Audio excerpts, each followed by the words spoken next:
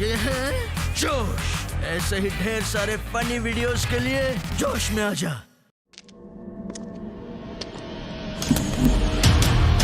There was a time when I drank coffee.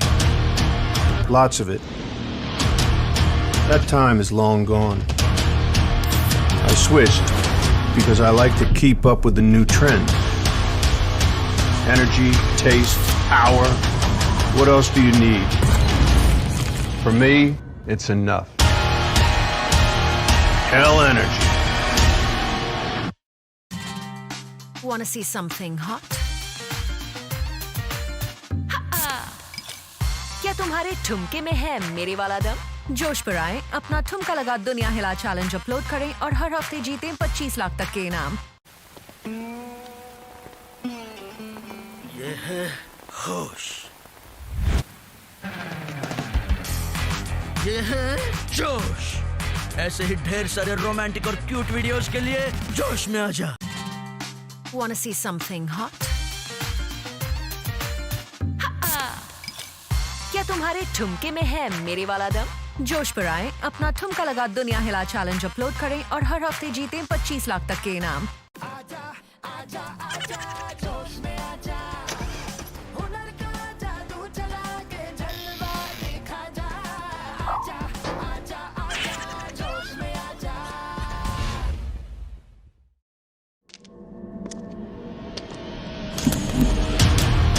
There was a time when I drank coffee. Lots of it. That time is long gone. I switched because I like to keep up with the new trend. Energy, taste, power. What else do you need? For me, it's enough. Hell energy. ये है होश।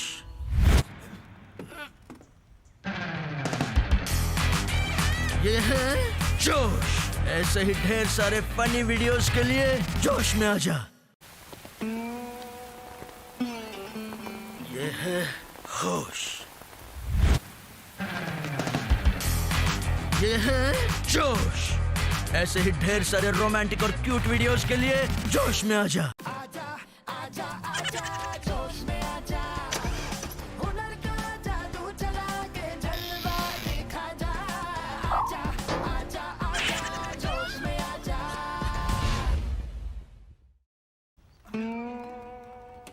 ये है होश।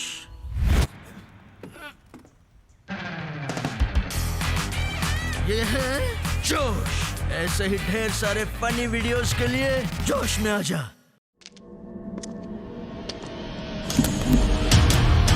There was a time when I drank coffee. Lots of it. That time is long gone. I switched because I like to keep up with the new trend. Energy, taste, power. What else do you need? For me, it's enough. Hell energy. Wanna see something hot? क्या तुम्हारे ठुमके में है मेरे वाला दम? जोश पर आए, अपना ठुमका लगा दुनिया हिला चैलेंज अपलोड करें और हर हफ्ते जीतें 25 लाख तक के इनाम। ये है होश। ये है जोश।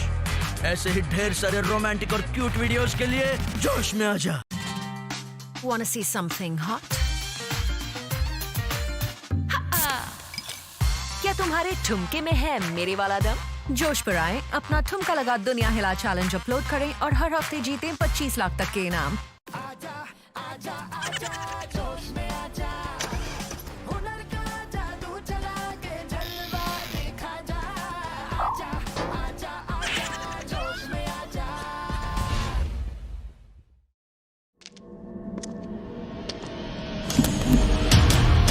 There was a time when I drank coffee. Lots of it. That time is long gone. I switched because I like to keep up with the new trend. Energy, taste, power. What else do you need? For me, It's enough. Hell energy. ये है होश।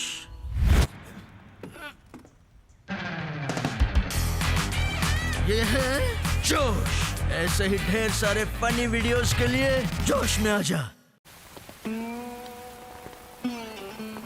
ये है होश। ये है जोश। ऐसे ही ढेर सारे रोमांटिक और क्यूट वीडियोस के लिए जोश में आ जा।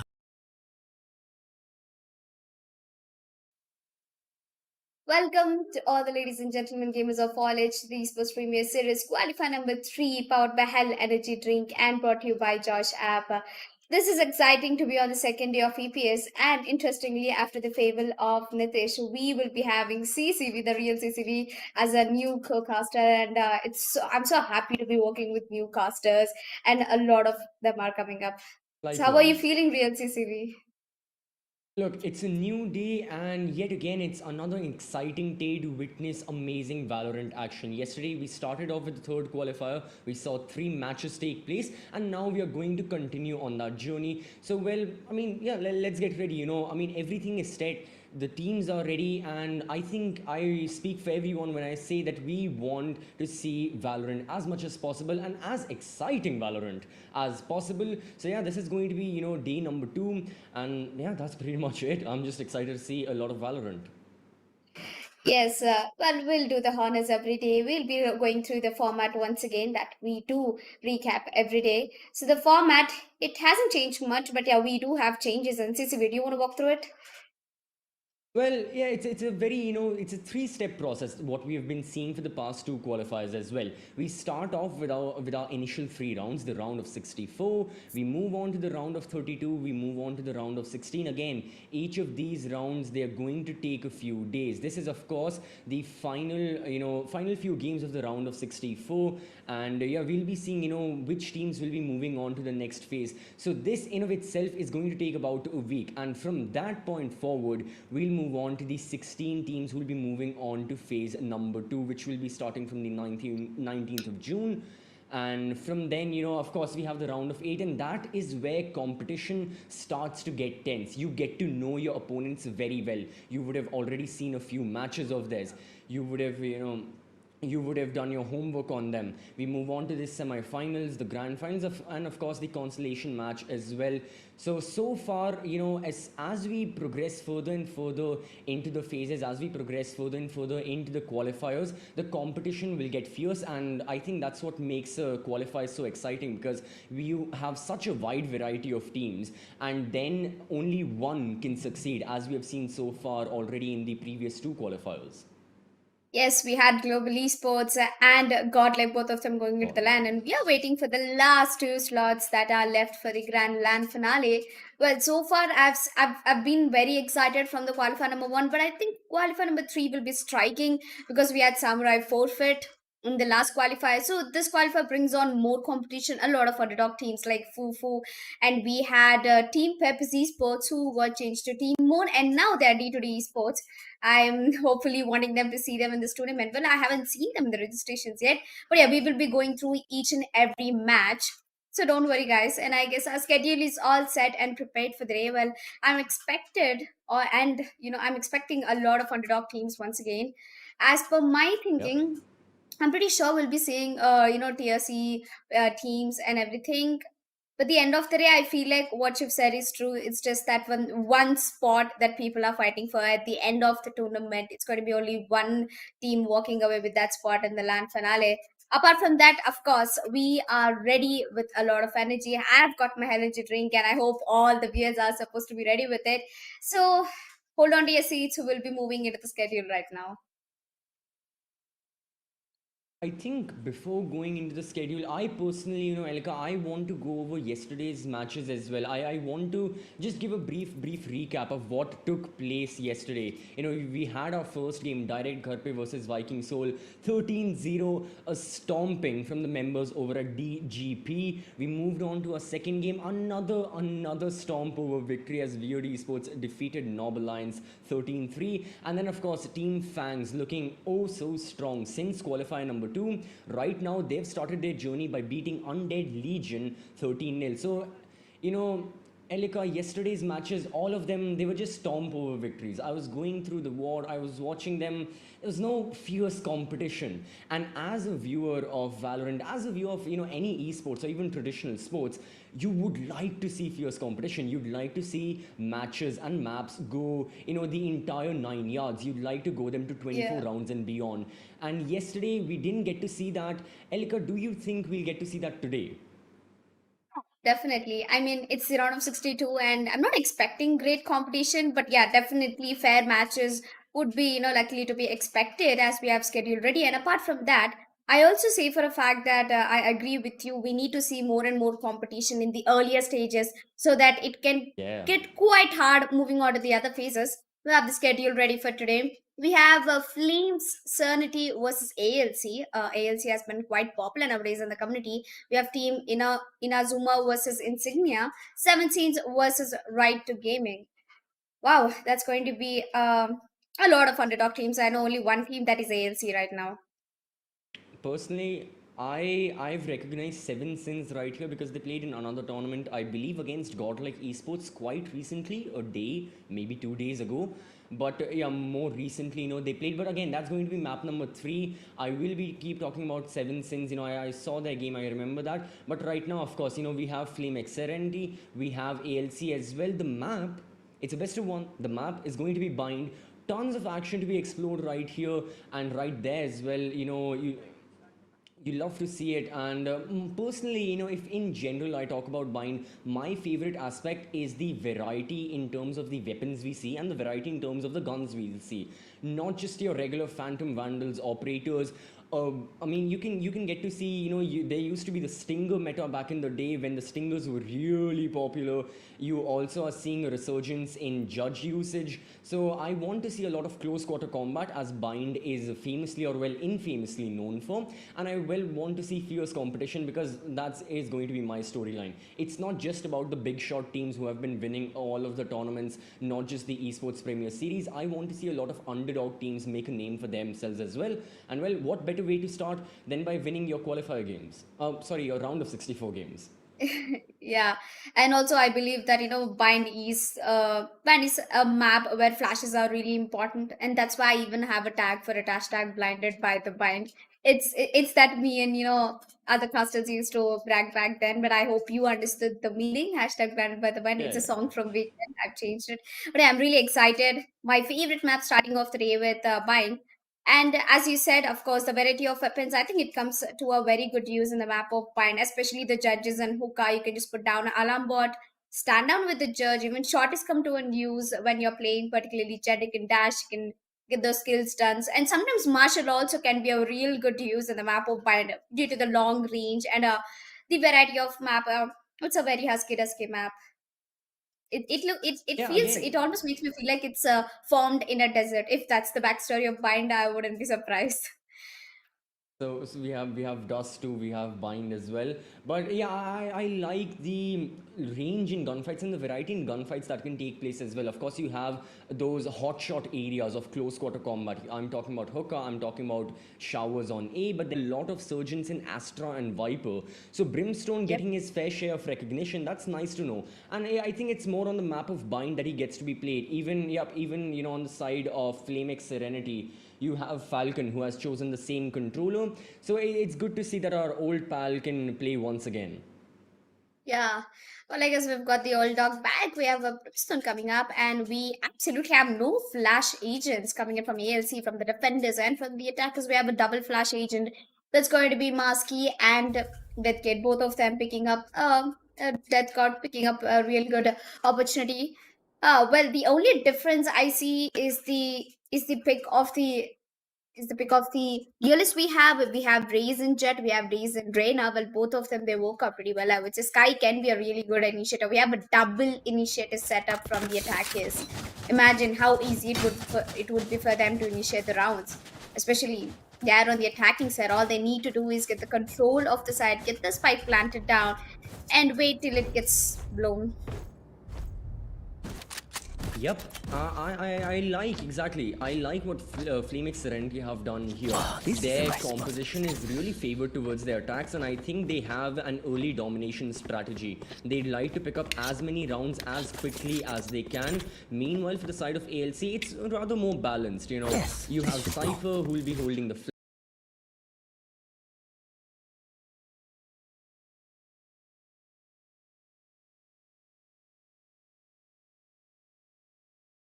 a major difference, and there isn't anything out of the ordinary than what ALC have done, but already action has started as 2 quick kills take place towards B1. Ooh, that's a bloodbath over there. Haxer gets 1 out of dead gods. That serial is going down. One enemy 4v2 remaining. situation. A 4v1 Wheezy. Looks like after all, the old dog is performing more than what he has to do. And there you go. He just grabbed himself a quad kill. Isn't that it? First round going to the favor of defenders. Well, I'm surprised. Untuned. Flame, they had a double initiator and a double flasher setup, yet they still weren't able to get that round. Again, I'm not sure what exactly took place. I think, again, it was the pistol round. It just came down to the gunfights. In terms of utility usage and strategy, there couldn't be a lot executed. So I guess that was one of the reasons. But yeah, FLAMEXSERENITY, they'll have to suffer another loss. They go for a full eco right now. Meanwhile, the lads over at ALC, they are shining. They've bought Spectres. They've got full armor. They are ready to counter this eco with an anti-eco of their own. They've got utility in place as well. And a push is coming in. You can see Andy. He knows about someone who is pushing towards B-Long. He knows to wait for the defenders and to try and capitalize on that. However, the defenders are not giving any map control towards the attackers. Right now, hooker control has been taken. BZ is present. There goes the molly. There goes the angle. And the attackers need to fall back, giving away some control and taking a lot of time as IGod gets 1 kill onto Andy. A late flank, but a flank that grants them the spike. Yeah. Well, I guess Spike has been robbed, and that's going to be a huge problem over there. And with the gun advantage, of course, ALC is making it happen, but looks like they are about to lose the man advantage they have. The start of a 3v2 situation, and Sky is absolutely not having any HP left, 34 HP. Has a Spectre in her hand. She can put it down to a good use, I would say. Even if Rena loses some HP, she could easily regain by the healing. What I'm more concerned is that if they go ahead and get the plant, and there you go, the plant has already been bought down to a 2v2 situation, this can be a little tricky for ALC. Losing their force by round is going to make them eco to another round. So it gives 2 free rounds away for Serenity. And I definitely don't want that to happen. It's a 2v2 retake happening, and I guess Sky and Reda, both of them, they have an aggressive position. 1 over towards the CT, 1 over towards the Showers, already pushed up. There's only one way of the opponents can come, and that is through the shot. And Gamer Blake, he managed to get to 1 Masky OP. Gets taken down, and the bomb is getting defused anytime. And there you go, the bomb has been successfully defused, and Death God, he gets 1, but he couldn't do much. But I guess that was an outstanding round for Serenity, don't you think? It was an eco. They managed to get that round. They almost brought it down to 1v1 with the spike going down. Or maybe it was their force buy, was it? Yeah, from the side of ALC, it was their force buy, but FLAMEXSERENITY, no, they went for a complete eco. They had classics in hand, no armor, and still the fact that they managed to get rid of all of the players on the defending side was a big feat. Even though, yes, they lost the round, the hero play of the Reyna right then, we are seeing a lot of these 4Ks already. 2 rounds have taken place, 2 4Ks have happened. Once it was the Brimstone on ALC, once it was the Reyna on Flame, and yeah, a lot has been taking place. So again, no matter which engagement you take, be careful, because that may just be your last. Already we can see Raze gets rid of the Jet. FLAMEXSERENITY, with this full buy that they have managed to get the man advantage. They're just looking for more and more map control. You have Falcon pushing towards A Shaz. You have Death Gods yet again alongside Masky pushing towards B-Long. Slowly but surely, Flame are getting the map control, and I think they're trying to, capitalize off of this one mistake that ALC made, as Jet unfortunately died towards Hookah very early on. The hunt begins! That is true indeed. Well, I guess, FLAMEXSERENITY, as you talked about the variety of guns, I think they have picked up judges over towards the Hookah, but the action, everything is happening over here towards the A shot. But Falcon, he managed to get a kill on towards Gamer Blake, which is going to give them away the control of the map side, as the spike will be going down. It will take a lot of time. And there you go. Andy Meester, on the other hand, is going to take down One VC. enemy He's gonna remaining. Put them down to a 1-4 situation. But the last one standing down, raised with the judge. I'm pretty sure he might not be able to do much. And there you go. The Shark Dart will eventually take him down. That was the first round on board for Serenity. And finally, if they would have lost this round, the economy would have been struck very hard. And ALC, after losing that round, I'm pretty sure they'll be looking out for an eco. They shouldn't have forced bought in the previous round, considering their economy was not really good. And they knew for a fact that it was a full buy coming in from Serenity. I'm not really sure. I think at this point, FLAMEXSERENITY, you exactly don't know what's going to happen. So they have managed to bounce back, and they are looking the better team when it comes to the gunfights. Even the execution in the previous round, after getting the opening kill and getting rid of iGod, taking him off the board, they managed to get him pushed down with all of the smokes, pushing the Cypher in such an uncomfortable position. That was good. Right Careful now, here. iGod, he makes use of himself, gets rid of the it has been faded out. However, it is a semi-eco coming from the members of the teams. They've got sheriffs, they've got a few frenzies, that's about it. Falcon looking to take another duel as well. Dispatches Water and Falcon Spike real down quick. That A. certainly is very interesting because right now it is ALC who are in the dominant position. Right now it is ALC who will be looking to get the third round on board, contrary to how this round started with FLAMEXSERENITY being the teams with the better. Standing ahead. Yeah. So interestingly, I would say that Serenity bringing an eco round to a 3v2 situation now, that is not at all looking good right now.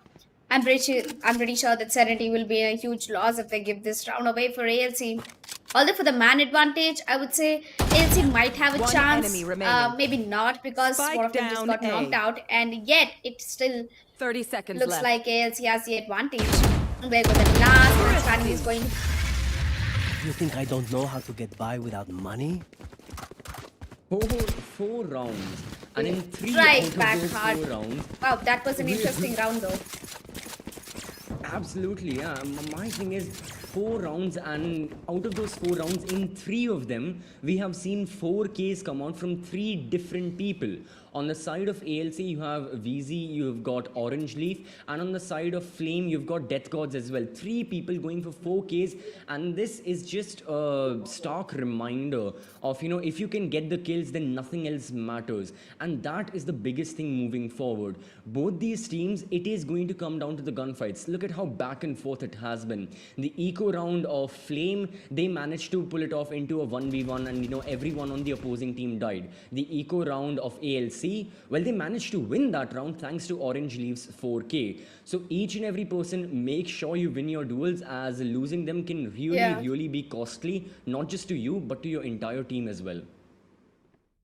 Well, I think ALC did a good job in the fragging department. I would say most of them are actually standing equally out. 4 kills for Orange Leaf, 4 for Haxer, 4 for Weezy, 2 for iGod, and Gamepublic is sitting down with 1. And yes, Death God is on top of the server right now. Reina is one of the best duelists that I've ever seen. She has the flashes, she has the ability to heal her own, heal her by her own self. So I guess it's a good thing to have Reina on your team, especially in the attacking side.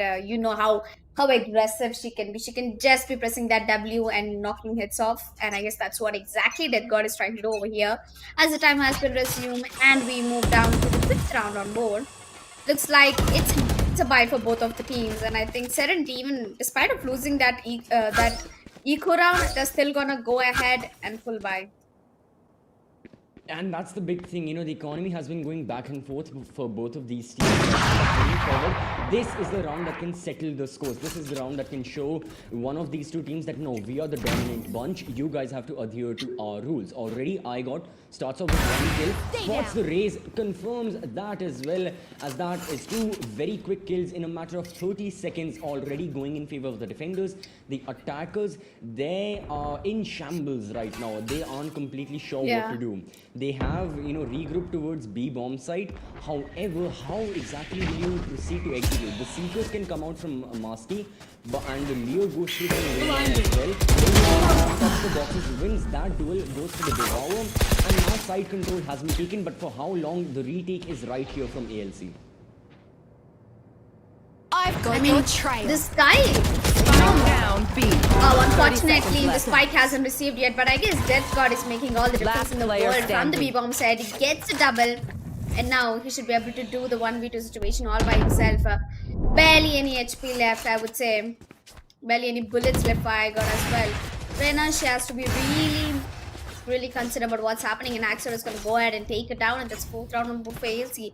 Now that was an unexpected round. I thought that God was so close. He got a triple kill, and the only reason they couldn't get the plant was the bomber was way far back. He was still in the mid.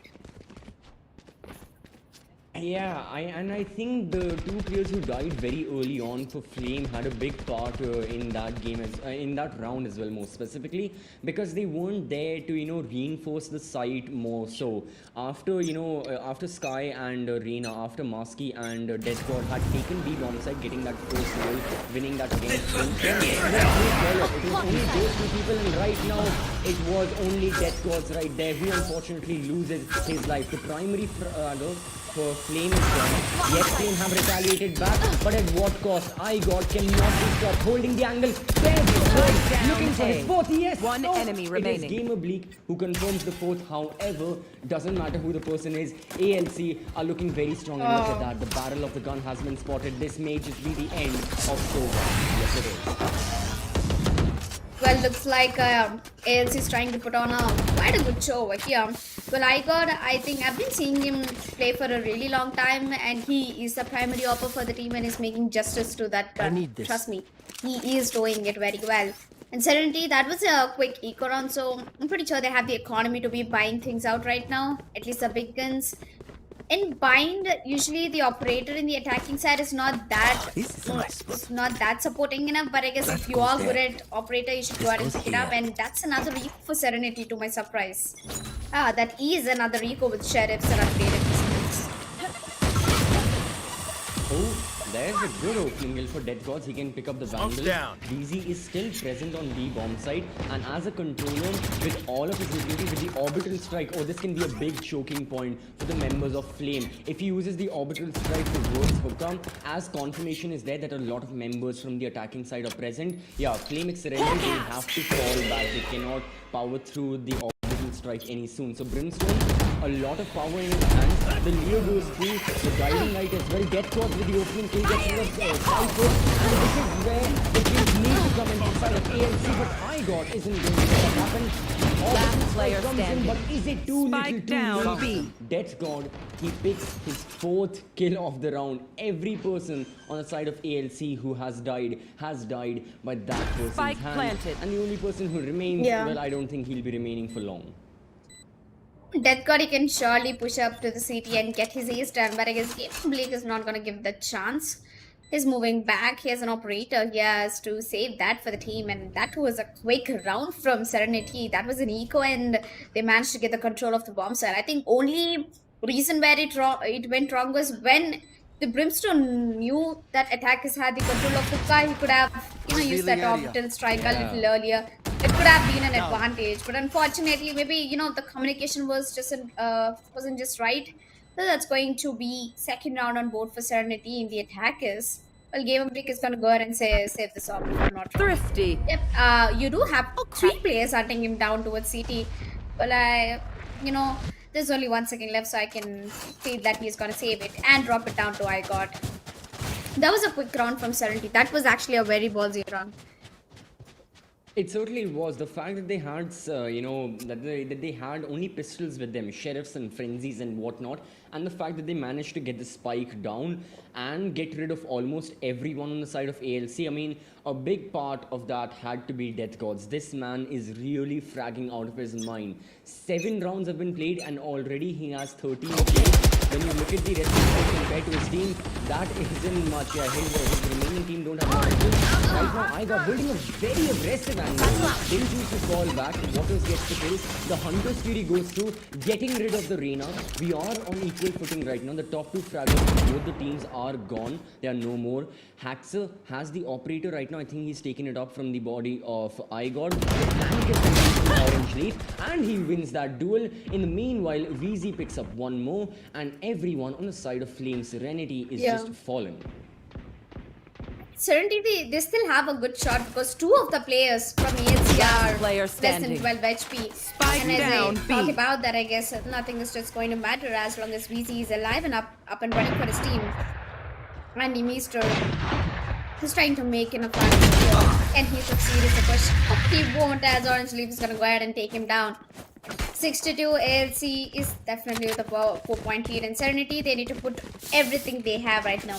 They've been hitting up the B-bomb set for quite a long time, and I guess it's actually working out for them. The 2 rounds they've got it from B-bomb set. All they need to do is just wait, calm, patiently.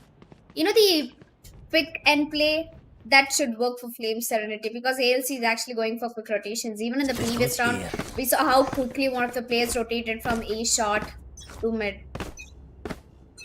That goes there. That can surely be one of the possibilities. I think it is up to FLAMEXSERENITY to decide what they want to do. Here again, you have Water, with the early control towards mid, and yeah, this is the same pattern from Serenity. They like to take hookah control early on, irrespective of if they want to attack there or not. In the meanwhile, it looks like they have plans to execute on B. You have Falcon holding that flank watch in the previous round, in dispatching 2 of the members of Flame. So keeping the flank watch and keeping the members of ALC in check as to any backstabs may not come is a big part. In the meanwhile, the members on site right now for ALC, yet again, like you mentioned, Elka, all of them have rotated back. 4 people on B. You already have Raze pushing through the smoke, playing very, very close, and this can turn really chaotic really quickly. Looks like there is a change of plans in the attackers' strategy book, and they are going for an A exit. Yeah. I told you, ALC is going in for quick rotations, and if there's any way Serenity has to decode them by just using the fact that pick and play, they need to get a pick and then move into the bomb set, get it planted down, or wait till the backstab comes in. Because I can change everything right here, but no, things have changed for him, and Meester is going to take him down and game a B for an immediate fade over towards the duelist of team. That's Death God going down, one of the best potential individual players, I would say. Down to a 4v4 situation, the spike hasn't been planted down yet. VZ gets a double mask, he gets one, but VZ is going in for a triple right now. He's hungry for the last man, and he exactly knows where he is. And Game Blake is gonna go ahead and finish him off. That's 7th round on board for ALC. There's only one opportunity left for Serenity. If they want to make this first half better, they need to start getting rounds straight from this one. 7-5 can be a real good score. It certainly is, yeah. Serenity, they'll be looking to win the final few rounds of the first half, and especially, we were talking about in the pre-match presentation how this composition that they have on board really favors them on attack. However, their performance has said anything but the opposite of that. So going into the trends, there's already a lot more pressure on them and a lot more performance that we would like to see from especially from their duelists. Getting a lot of opening kills, getting a lot of first bloods, because for the past few rounds, it has been ALC winning those opening duels. Right now, you have Haxer, who has completely been blinded inside the loses that gunfight, so that is good. The Hunter's Fury comes through from IGod picks up a really quick kill. The orbital strike is there, but IGod, he doesn't matter. He's just going to go for frags all out. Last player standing. VLC, Orange Leaf, and almost everyone on the side of ALC, after losing that first casualty, they have just holds, and they've won so many of their gunfights. They will cover! Yeah, and I guess it's time for Death God to finally prove himself right now. Spike. Well, it's a 1v3 situation. He's overhealed and he has his Empress turned on. Empress can be quite dangerous for the opponents. I mean, if they eventually walk into the curses of Death God, then that can be very tricky as Death God gets spotted out. His position has been ripped away right now. VZ is trying to push over towards the U-Haul, if I'm not wrong.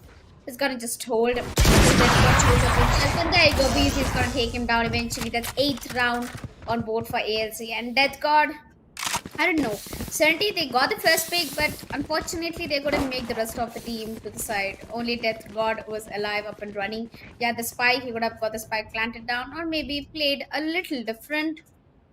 But yeah, I think Death God, it's just not his way of, playing things maybe. But he is standing on top of the server. 14 kills, 8 deaths. CCV, do you think kills are everything? At this point, no, of course, kills aren't everything in the context, like overall, but right now, kills are surely something that are needed from FLAMEXSERENITY, because apart from death gods, like you mentioned, no one is performing up to mark. You have water, another duelist. However, in this case, choosing to patience to get a kill. VZ with the follow through, VZ with the second. He'll be looking for more, down to 25 HP. There goes the fight, just pulling it through. Death gods has already made it way inside. The are through from the One enemy remaining. However, Death God cannot be calmed down. done. God on board. Quick That break. is Yeah. God no longer as FLAMEXSERENITY finally get that third. Last round in the half. Serenity, after losing a lot of rounds, I'm happy that they finally realized the importance of the rounds and they got the third one real quick. And ALC, they'll be regretting that round. But the economy looks like they're still stable for it. They're going to go ahead and put a full buy with an operator again from Gamer Bleak this time. Never mind. I'm pretty sure that they're going to switch it down to IGOT. And talking about Serenity, Death God did a good job over there. And each and every one of Serenity did, especially the Sky. She had the major frags. And talking about VZ, I think after High One, he's the only one playing Brimstone so aggressively. At least so far, whatever the matches I've casted, I feel like after High One, VC stands next as a Brimstone. Oh! I've got your trail. That had the potential to be the play. Gamer Bleak present to, refrag almost immediately. The Seekers are after him. The rotations are through from his teammates. However, the execute has been placed. Now the Hunter team, is it going to deny the spike? Just for a little while, just in a nick of time, that his teammates make sure they have the site under control as well. It's a 4v4. Almost all of the attackers coming from one major direction. Only right now we can see Brimstone and Cypher falling back. And I think the attackers are doing the same as well. This was a fake that has worked out in the sense Spike planted. that the spike will be planted. However, ALC has been an advantage. Orange Leaf is pushing the mid. He knows Master's location. He'll be looking, yeah, he has spotted this guy. He knows she's behind. Falcon will be able to doing a lot of damage, looking to punish the players even more. But Weezy is there, and the neural theft. Oh, this is the play that ALC would have been looking for themselves. Gamer Bleak is third. The spike is being diffused, and there is nothing Master can do about it. There you go. The spike will eventually get diffused, and Weezy is going to be the one who will be getting that last pick into his hands. 9th round on board for ALC, and that's the first staff, ladies and gentlemen. ALC with a major favorable rounds, and Serenity that's still struggling to get their economy right. Well, we have the side swap, so everyone has a fresh start, and hopefully Serenity has a better advantage. But I think defending can be real tricky for Serenity. They don't have a Sentinel. The Sentinel, not having a Sentinel, that's a huge loss for the team, I would say. It's going to be real hard for them to stop the push, and sometimes, the defending flashes would actually hit them back. That is the big problem right here, and yet again, like I was saying, the pressure now falls obviously onto Death Gods. He has been performing, but Water's performance as well as a duelist on attack on a map of Bind. 5 kills only, that's not the best. You need to start performing better, you need to start going for more kills. Perhaps the defense is exactly what he was looking for. Right now, he's towards A bomb site. Meanwhile, the attackers have an entirely different plan. The shot that is going to damage a lot of the attackers. And the follow-up goes in favor of ALC. And the follow-up as well, Death Gods is there. He does get 1 kill, but at the moment, that is about it. You have Haxer holding down Hooker. Death Gods on 25 HP, need to use that Devour as soon as possible. Both these duelists are on very little HP. Meanwhile, the reinforcements are coming in from CT. Yeah. The classic does a lot of damage, but I guess that's not going to be enough. Oh, never mind. It actually did, as Orange Leaf is going to take down the last player, Falcon. Water is going to take Gamer Bleak before he goes down, and that's 10th round on board for ALC. I guess it's all working in the favor of ALC right now, because Serenity not having a Sentinel did cost them a lot. Even if they had the advantage of number of rounds in the attacking side, when they picked up a double duelist and a double initiative, it could have been an easy fact. But I guess things are not working in the favor of Serenity, especially their agent pick has been a lot distracting, I would say. And ALC, they have proper players to be watching in for the particular position. We have Cypher for backstabs and intrigue. We have Sober for the intel and we have Jet for the aggression. So I guess everything comes down to the place and Andy Mr. He has to get one get straight. Not a problem. We still have a 4v4 coming up, and I think he's just using that W2 too hard. It's reached down with the CT already, but I guess that God is going to be taken down with the judge in his hand. 3v2 situation, man advantage over towards the favor of ALC. Do you think that this retake is One possible for enemy Serenity? remaining. I definitely do think. But I guess with the HP of Sky, I actually lost my hopes right now. And there you go. Yeah, it was an anti-eco coming from the side of ALC. You know, they had specters and judges all around. Meanwhile, FLAMEXSERENITY, they only had a few sheriffs and one judge in the hands of dead gods. So they really couldn't do a lot in that scenario. At the moment, they are going to buy Guardians. I think I spotted a Vandal as well. Yep, Water has the Vandal. So they can deal some damage to the specter wielding side of ALC. But they need to act right now, because you look at the round differential. 8-round lead for ALC, and you start to think to yourselves that, are we going to make a comeback? Is it possible that we can win? Most likely, rationally thinking, I think ALC have gone away with the win because of the fact that FLAMEXSERENITY didn't prove themselves on the fact they didn't win a lot of rounds. But now by denying this push, they can prove themselves. The first engagement goes in favor of Haxer and iGods, as 3 people from Serenity remain. They are there towards CT. iGod holding a very wide angle. His location is known. He shots the raid, gets the confirmation quickly, but that's about it, and that's all she wrote. Fighting in the meanwhile. No.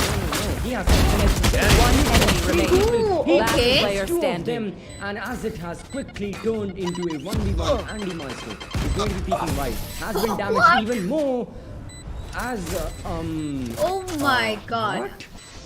What? Andy just walked to his death. Or did he give up already? I mean, when you put the agents in the right hands, like Hexer, I mean, what the hell did I just witness? Andy, I didn't know. Was he? He was so scared that, you know, the race might peek on him, and he was also scared the fact that the grenade radius is just too a little far from he expected, and unfortunately, that's going to be a Yeah. match point for ALC. That was a free give away.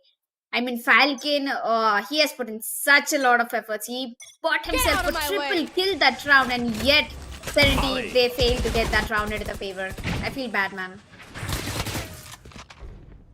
Oh, look at Easy. Not the best performance, but right now this is a good start. You have gotten rid of the top stack on your team.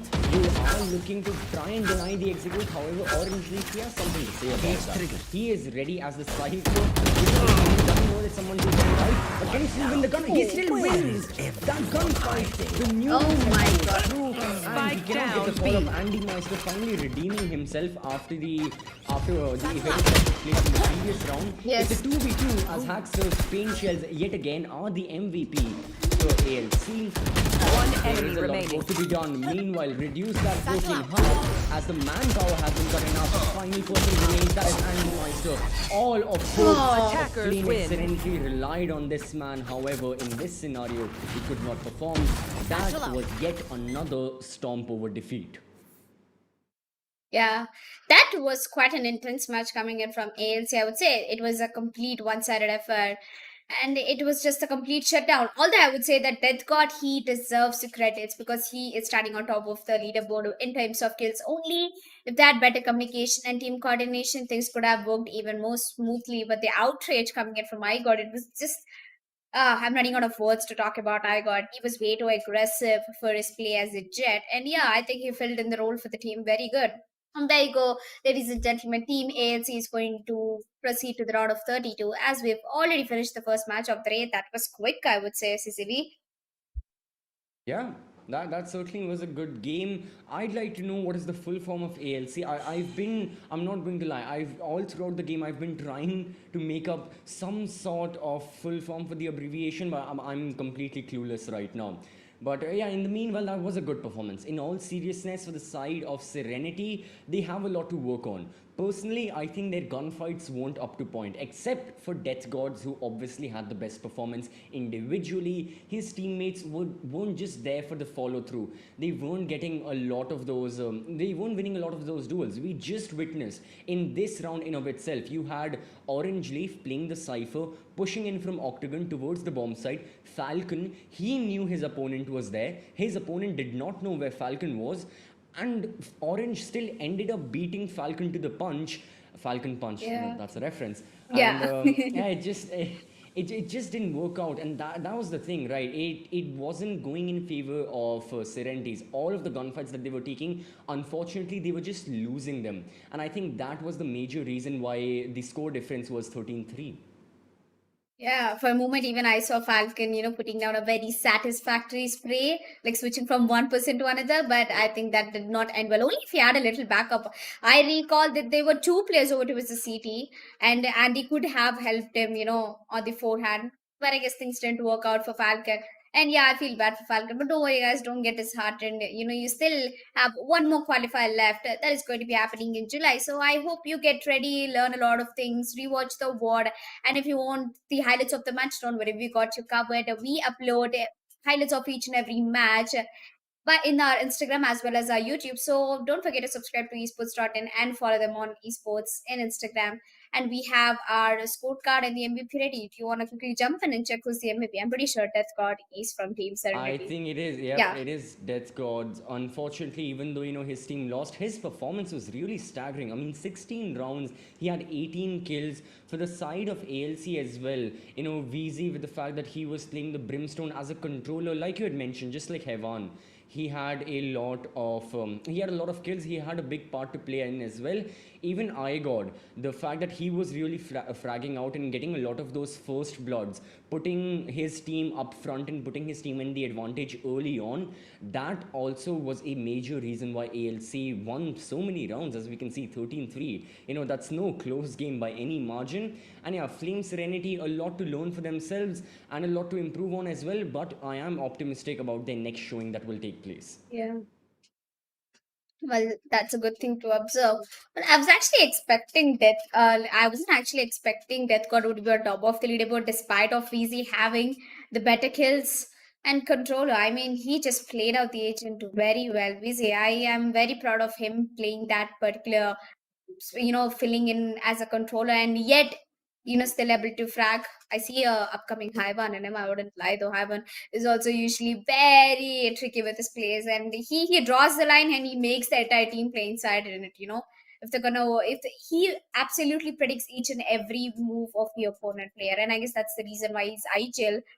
And yeah, I guess we are done with the first match of the day. And any closing thoughts? I mean, anything you want to say more? I felt like the agent pick was unfair in the beginning itself, and I pretty much had ALC Uh, seeing them go up. that that was one of the reasons of ALC's undoing. It's not just about the agent pick you had. Even if they had something planned, in their strategy sessions, in their scrims, in their theory practices or whatever, if they thought that the current composition they had with, the double initiator, double duelist, if it would have worked, then fine, bring it on, especially on a map such as Bind. However, you are starting on attack, you need to put up rounds on board. There is no way around it. You cannot find an alternate strategy. You cannot hope for the best during your defense, because that is your weak point.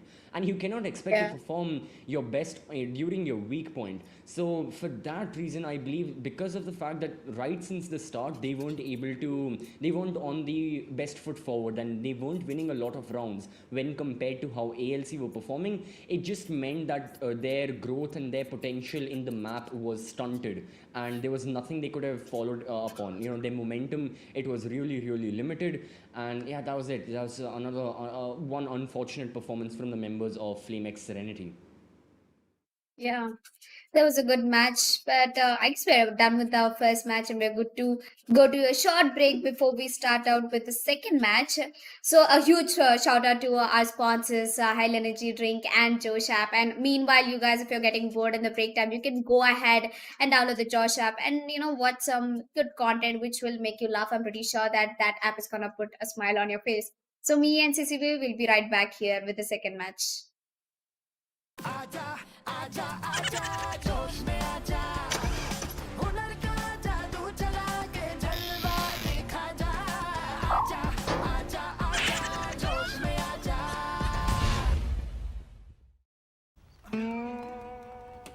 ये है होश।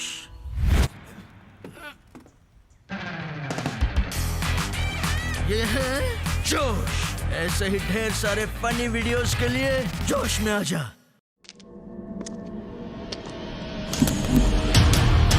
There was a time when I drank coffee. Lots of it. That time is long gone. I switched because I like to keep up with the new trend. Energy, taste, power. What else do you need? For me, it's enough. Hell energy. Wanna see something hot? क्या तुम्हारे ठुमके में है मेरे वाला दम? जोश पर आए, अपना ठुमका लगा दुनिया हिला चैलेंज अपलोड करें और हर हफ्ते जीतें 25 लाख तक के इनाम। ये है होश।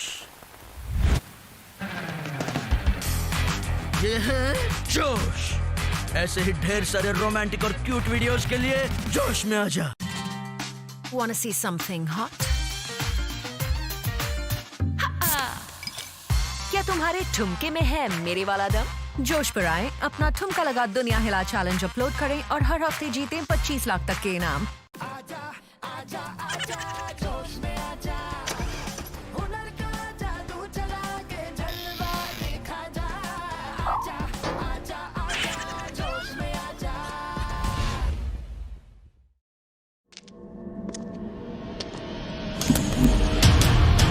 There was a time when I drank coffee. Lots of it. That time is long gone. I switched because I like to keep up with the new trend. Energy, taste, power. What else do you need? For me, it's enough. Hell energy. ये है होश।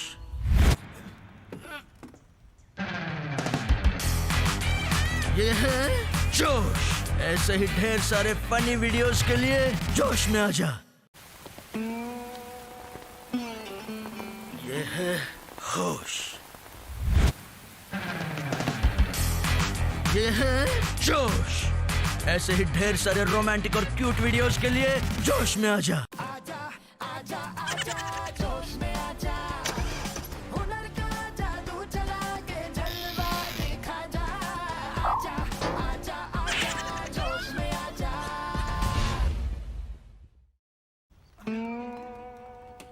ये है होश।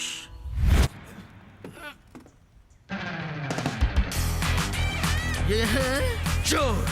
ऐसे ही ढेर सारे funny videos के लिए जोश में आ जा।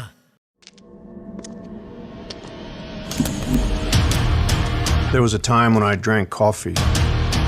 Lots of it. That time is long gone. I switched because I like to keep up with the new trend. Energy, taste, power. What else do you need? For me, it's enough. Hell energy. Wanna see something hot? क्या तुम्हारे ठुमके में है मेरे वाला दम? जोश पर आए, अपना ठुमका लगा दुनिया हिला चैलेंज अपलोड करें और हर हफ्ते जीतें 25 लाख तक के इनाम। ये है होश। ये है जोश। ऐसे ही ढेर सारे रोमांटिक और क्यूट वीडियोस के लिए जोश में आ जा। Wanna see something hot? क्या तुम्हारे ठुमके में है मेरे वाला दम? जोश पर आए, अपना ठुमका लगा दुनिया हिला चैलेंज अपलोड करें और हर हफ्ते जीतें 25 लाख तक के इनाम।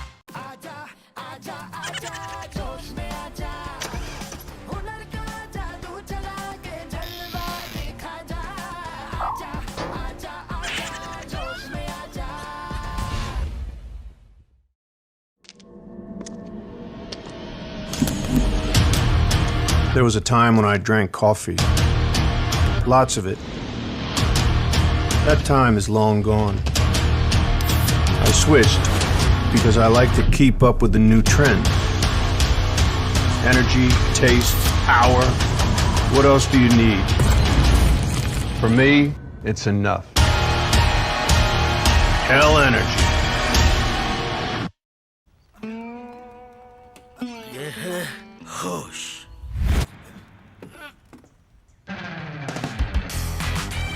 यह जोश। ऐसे ही ढेर सारे फनी वीडियोस के लिए जोश में आ जा। यह होश।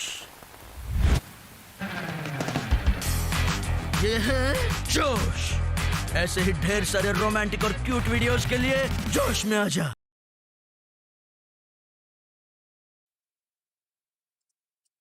Welcome back everyone to Esports Premier Series Qualifier number 3. This is of course day number 2. I'm the real CCV joined alongside Elika. We've already gone through our first match of today. It was a stomp over victory thanks to the lads over at ALC.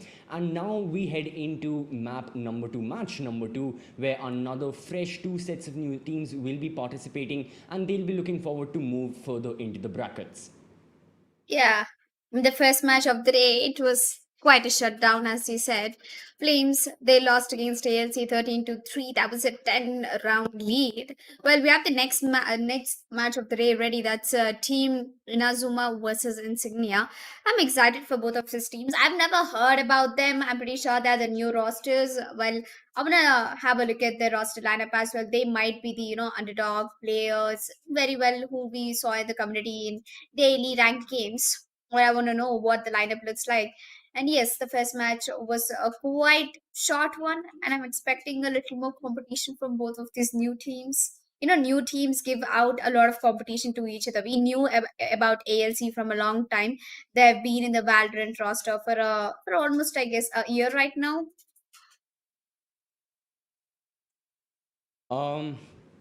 I'm so sorry. I think you cut out just a bit for me. I'm not sure what happened, Yes. but Okay. yeah, I agree. I was just telling.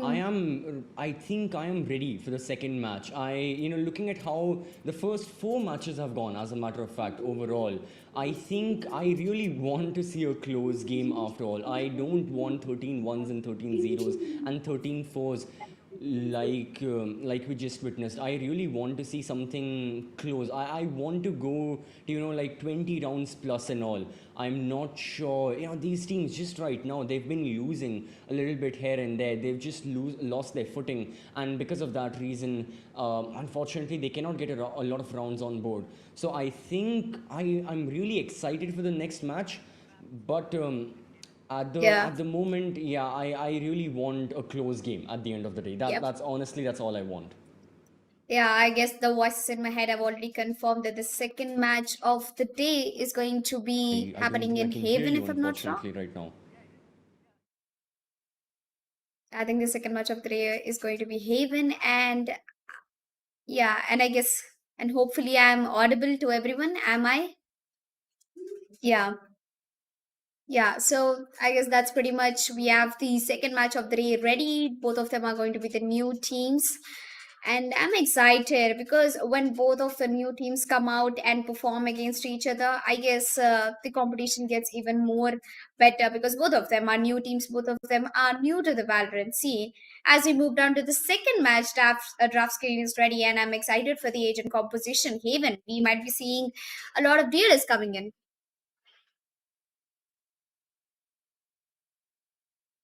Yeah. And I guess this time team INAZUMA is going to be starting off at the defender side, and Insignia will be starting off at the attackers. Although for a fact I feel like, Sova can be an outstanding pick. Yes, Sova is an outstanding pick, of course. It's a map of Haven. We have it by default. We have Phoenix coming in from INAZUMA. We have Nixera with KJ Spawn. Okay. It's been a while since I saw this guy. I mean, he's finally back. We have Fighter playing as Omen. Who do we have in Insignia? We have Simple, we have Deathscope, we have Trill, Tippy, with Grant. Pretty much similar lineup, but the only thing is that the Sentinels have been mixed up. We don't have a Cypher coming in from INAZUMA. We have a Killjoy. Well, it's not logged in yet. The similarities we can see is that Sova and the Jet, both of them are equal, including the Phoenix, of course. And Astra is quite an outstanding pick for Yeah. Insignia to be starting off with the attackers. Yeah, I gotta say. This is going to be a fun match to watch. Oh yeah, absolutely.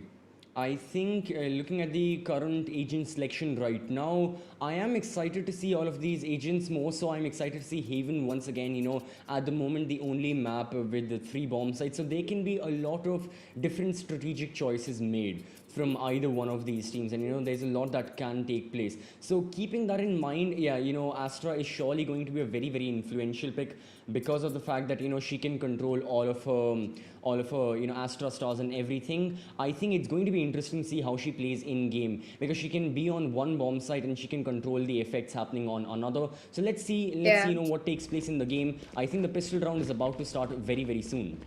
Yep. And I guess the pistol round is going to make all the difference in the world. I'm pretty sure who gets the first one will be having a real good start for the match. And I'm pretty sure that attackers have a little more advantage on starting off in the map of Haven as an attacking, because Haven is 3-sided map, and with 5 defenders, the job gets quite difficult. The less manpower will make them regret it. As TP, I think is already put a lot of aggression, and Omka has already got an opening over to it. Simple. There is a cipher going down from the Insignia. Well, attackers are not really having a good start. Phoenix is gonna heal himself back. Astra is tagged down to 85 HP. As Con 3, he's stuck up in the corner. Nobody actually spotted him out, including the drone. So pretty much nobody will be expecting him. He gets a kill, and now he might get another one. And there you go. That's Spike getting dropped down, and that's a triple kill for Con. Wow, that was least expected. And Insignia's last player, that important one, the Jet, is right now going to be going forward, and Spawn is going to pretty much take him down. There you go. A 2v1 situation going into the favor of INAZUMA. And I guess that's a good start as the defenders. I think that's an outstanding start. What do you think, CVV? Absolutely, I have to agree with that, especially thanks to the performance of Cone right there. Man, did he really shine. 1 kill, there's the second, drops the spike, and the follow-up with the third, getting rid of the Astra. Deadscape, he had dead space moving into that duel, you know, couldn't really nail down those shots. But that concludes the first round. INAZUMA already going for the anti-eco. They have a lot of good guns on board. Meanwhile, Insignia, more specifically Tipsy, they'll be taking an aggressive approach. Omkar, he doesn't know someone is to his right, and he can really be caught off guard, as that is exactly what Sticky. He takes another duel, he wins this one as well, as Krill makes sure he gets rid of Red Up. One gunfight win for INAZUMA, but that is about it. Insignia have really been overpowering them, and this is where Sova and Jet need to shine once again. Cone, you need to show everyone your abilities, just like what you pulled off in the previous round. Looks like Insignia is trying to strike harder against INAZUMA. INAZUMA, it's a first buy round for them, and you know what's gonna happen if they lose this one. And I'm pretty sure they are almost on the verge with Spawn. The last man standing in for INAZUMA. He has a Ghost to his side, managed to get one. Now he has a Spectre. He brought it down to 1v1. The Jet versus the Jet. But look at the HP of the opponent Jet. But he yet manages to confirm that kill against Spawn, and that's the first round for Insignia. What a quick strike back against INAZUMA. With losing that force buy round, INAZUMA is going to be a huge trouble. They have to go for an eco right now. Well, Insignia, they can invest in their economy, maybe upgraded pistol. You know, they can go for SMGs or maybe actually rifles. Placing sentry. Anything can happen right now. Yeah, for the side of Insignia, they are looking quite strong when it comes to their economic stability. They've got Phantoms, Vandals, like you mentioned, even a Spectre on board. Meanwhile, the people over at INAZUMA, they'll be struggling just a tad bit. So, Knight is just pushing very widely, and I don't think that was the best choice. You know, having Sheriffs, you need to play that close quarter combat, but don't push widely against Spectres and Phantoms. And meanwhile, Trill, he picks up yet another kill, as he's the person getting the entry into the side. One enemy remaining. Let's go, man. Okay, that was a quick crossfire as he makes up 3 final kills to secure a flawless round victory for Insignia and the people over at INAZUMA. Okay, so they saved up a lot of money. They bought sheriffs. They had a few half armors here and there, but now they can afford everything. We are going to see, you know, the operator come out. We are going to see phantoms and vandals. This is going to be the first full buy versus full buy. This is yet again going to be the round that decides which team will be at a considerable advantage against their opponents. It's quite tricky to be talking, but I guess that Insignia having that advantage of the round lead, I guess not anymore, because Spawn has immediately snatched a player away. That gives them a beautiful entry on towards attackers, but I guess Contra is gonna quickly scope up. He's gonna put the drone. It's gonna give the information that there's absolutely nobody standing outside A, and the spike has been dropped down at the C bomb side. And I guess Omkar is going to be the one who's going to get taken down. Well, Trill is going for a rotation. Red Scope has retrieved the spike, and look, it's simple. He's trying to rotate over to a CA bomb set. I have absolutely no idea why Trill is trying to lurk, or maybe he's just trying to distract enemies, or maybe it's another way to find a kill. I hope he managed to get one against Omen. Well, he did. He does get spotted out.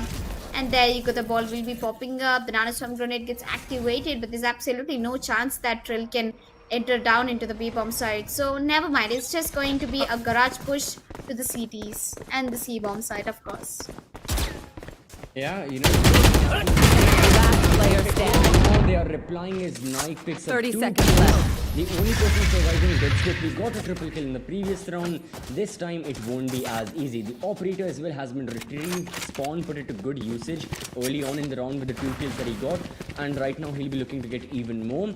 But the better round was that that Insignia's play of, you know, going back, retracting from the C bomb side, and then finally executing towards B, with Omkar being the duelist and the first person to enter towards the bomb site and, you know, trying to pick up those opening kills.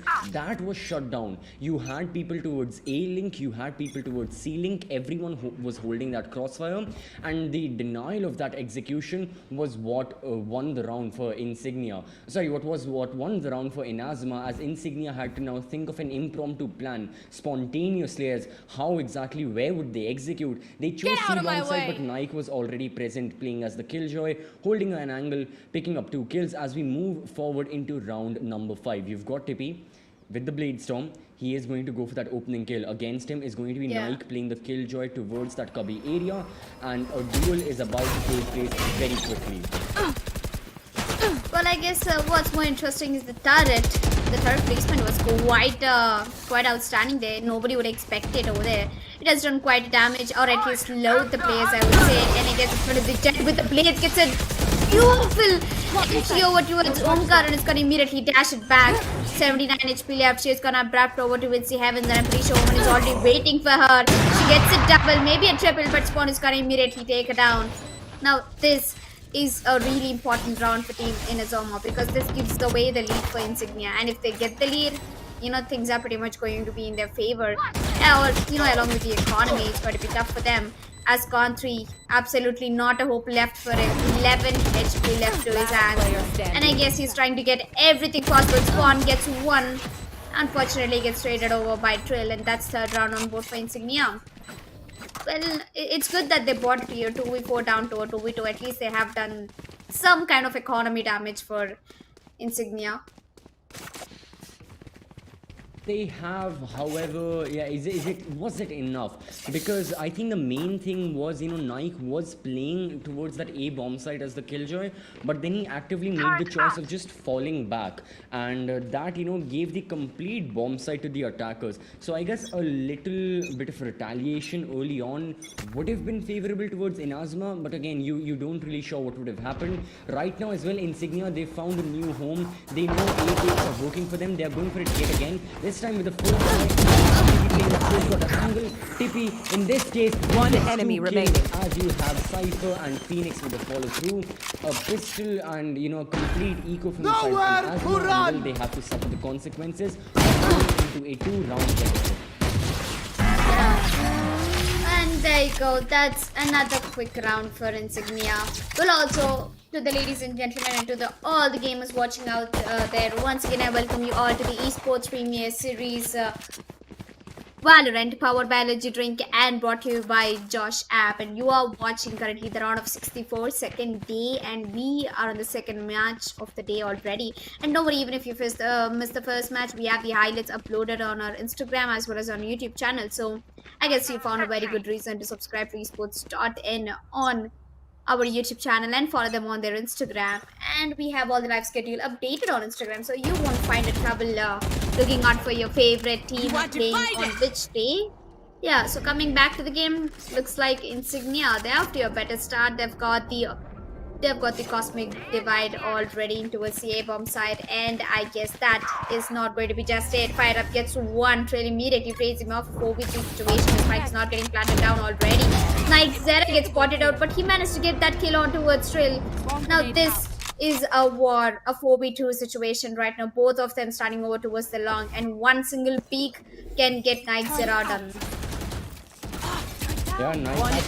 There he goes, peaks wide. Spike down, here C. and there. Vikrant is the only person surviving, and yet again, Insignia's execute towards C bomb site has been denied brilliantly by INAZUMA, and I think this is a major factor on which I'll touch upon later. But in the meanwhile, Vikrant is left in this 1v3. Yeah, one Sova finishing off another, and this is why INAZUMA are winning the rounds. If they can shut down the execution of Insignia, if they can kill some of the duelists, some of the people who make the first entry into the site, then they most likely win the round. What took place during that A bomb site execute was INAZUMA thought they just would leave the bomb site and then they would play retake, whereas that is not how they are winning.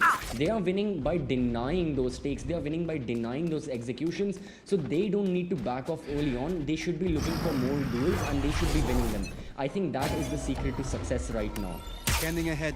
Yeah. Well, I guess the perfect recipe for the perfect dish and for the perfect success. Looks like it's all happening for Insignia. Well, they still have only a round lead. You think one ingredient can actually mess up the entire dish? I pretty much feel so it does. And I guess Con3 is just all ready to get the shark done at the right time, and the spike might be getting planted down, and they're gonna land onto Cypher.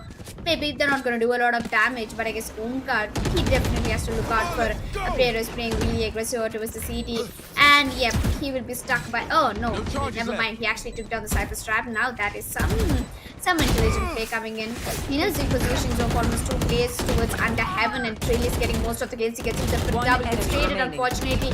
And with the flank coming in, Spawn in a 1v1 situation, he knows where exactly the last player is standing now. He's going to tap down the bomb. But I guess Cypher has a better job to do right now.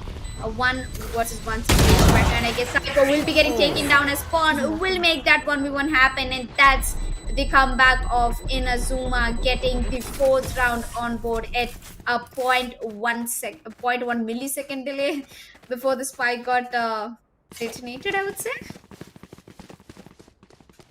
Yeah, it was very close, and yeah, that's certainly a big factor. So I think INAZUMA, they've got to make sure that once they're dealing with the executions of Insignia, they need to know how they have to handle all of that. They need to make sure that they win those opening duels. And once we are heading into round number 9, we are heading into towards the final few stages of the first half. After this, the side swap will be there and the stories will change completely. In the meanwhile, you have Spawn with the operator once again. The last time we saw this gun in his hands, he dealt a lot of damage. He'll be looking to do the same thing right now as well, as one of the attackers was spotted, but they'll back off really quickly, as it looks like Insignia are trying to get some sort of C control. B bomb site under their command. Whatever is going to really reply back, as there goes the Hunter's Fury, damaging Kitty just the slightest bit, 70 HP. He needs to use the updraft, as Vikrant is there going by unnoticed by any of the attackers. He's pushing up, trying to get a kill. Dead scope inside of Garage. The retake can come in from INAZUMA at any time, but they've got to be sure to hold the crossfires, as Dead scope catches Red up off guard. Dead scope with his second in the round. Cone is present to retaliate back. It's still a 2v2. Sova versus Sova. Jet versus Astra. Vikrant, they're one enemy remaining. They need to deny the spike, and I think this was the final nail in the coffin. Vikrant with the follow-up with the proper burial, as Insignia pick up the round lead. That was an interesting round from Insignia, although they did give away 2 rounds for INAZUMA, but I guess they realized it's high time they get the round back, and they absolutely did. I think Detsko playing a controller and still being put up such a great fight against the enemies. He's doing a lot for Insignia. You do know for a fact that Astra is all about the mind games she has to play. She knows where exactly to put the gravity pull, the concasse, and the smokes. Despite working on so many things, being in astral form, half of the round she manages to be on top of the leaderboard with 13 kills. Now this is surprising for me. And we are moving forward. Drill is pushing over towards the city, but unfortunately gets headshot by Nixera. That was a nasty shot coming in, and Vikrant is trying to get in a peek over towards him. Never mind, he's just gonna fall back because we already lost a player over there, and Spawn is trying to go for that backstab, and he managed to get it double with a classic and an armor and nothing absolutely. 65 HP left on towards Spawns, and he's gonna pick up a Vandal and peek out towards Jet, of course. And there you go. That's such a disaster round for Insignia. He had a full buy, and INAZUMA was just working out with the pistols, and they were a little too overconfident for be taking the gunfights, especially Drill. This is hurting a little bit for Insignia, if I'm not wrong. Yeah, that was a thrifty round that Insignia ended up winning, and man, is that certainly not a good show and not a good look for Insignia. Round 11, the penultimate round of the first half, a lot of ultimates on board for these teams as well. However, Insignia, they've got to make sure that they get the spike planted. And even after that, in the post plant,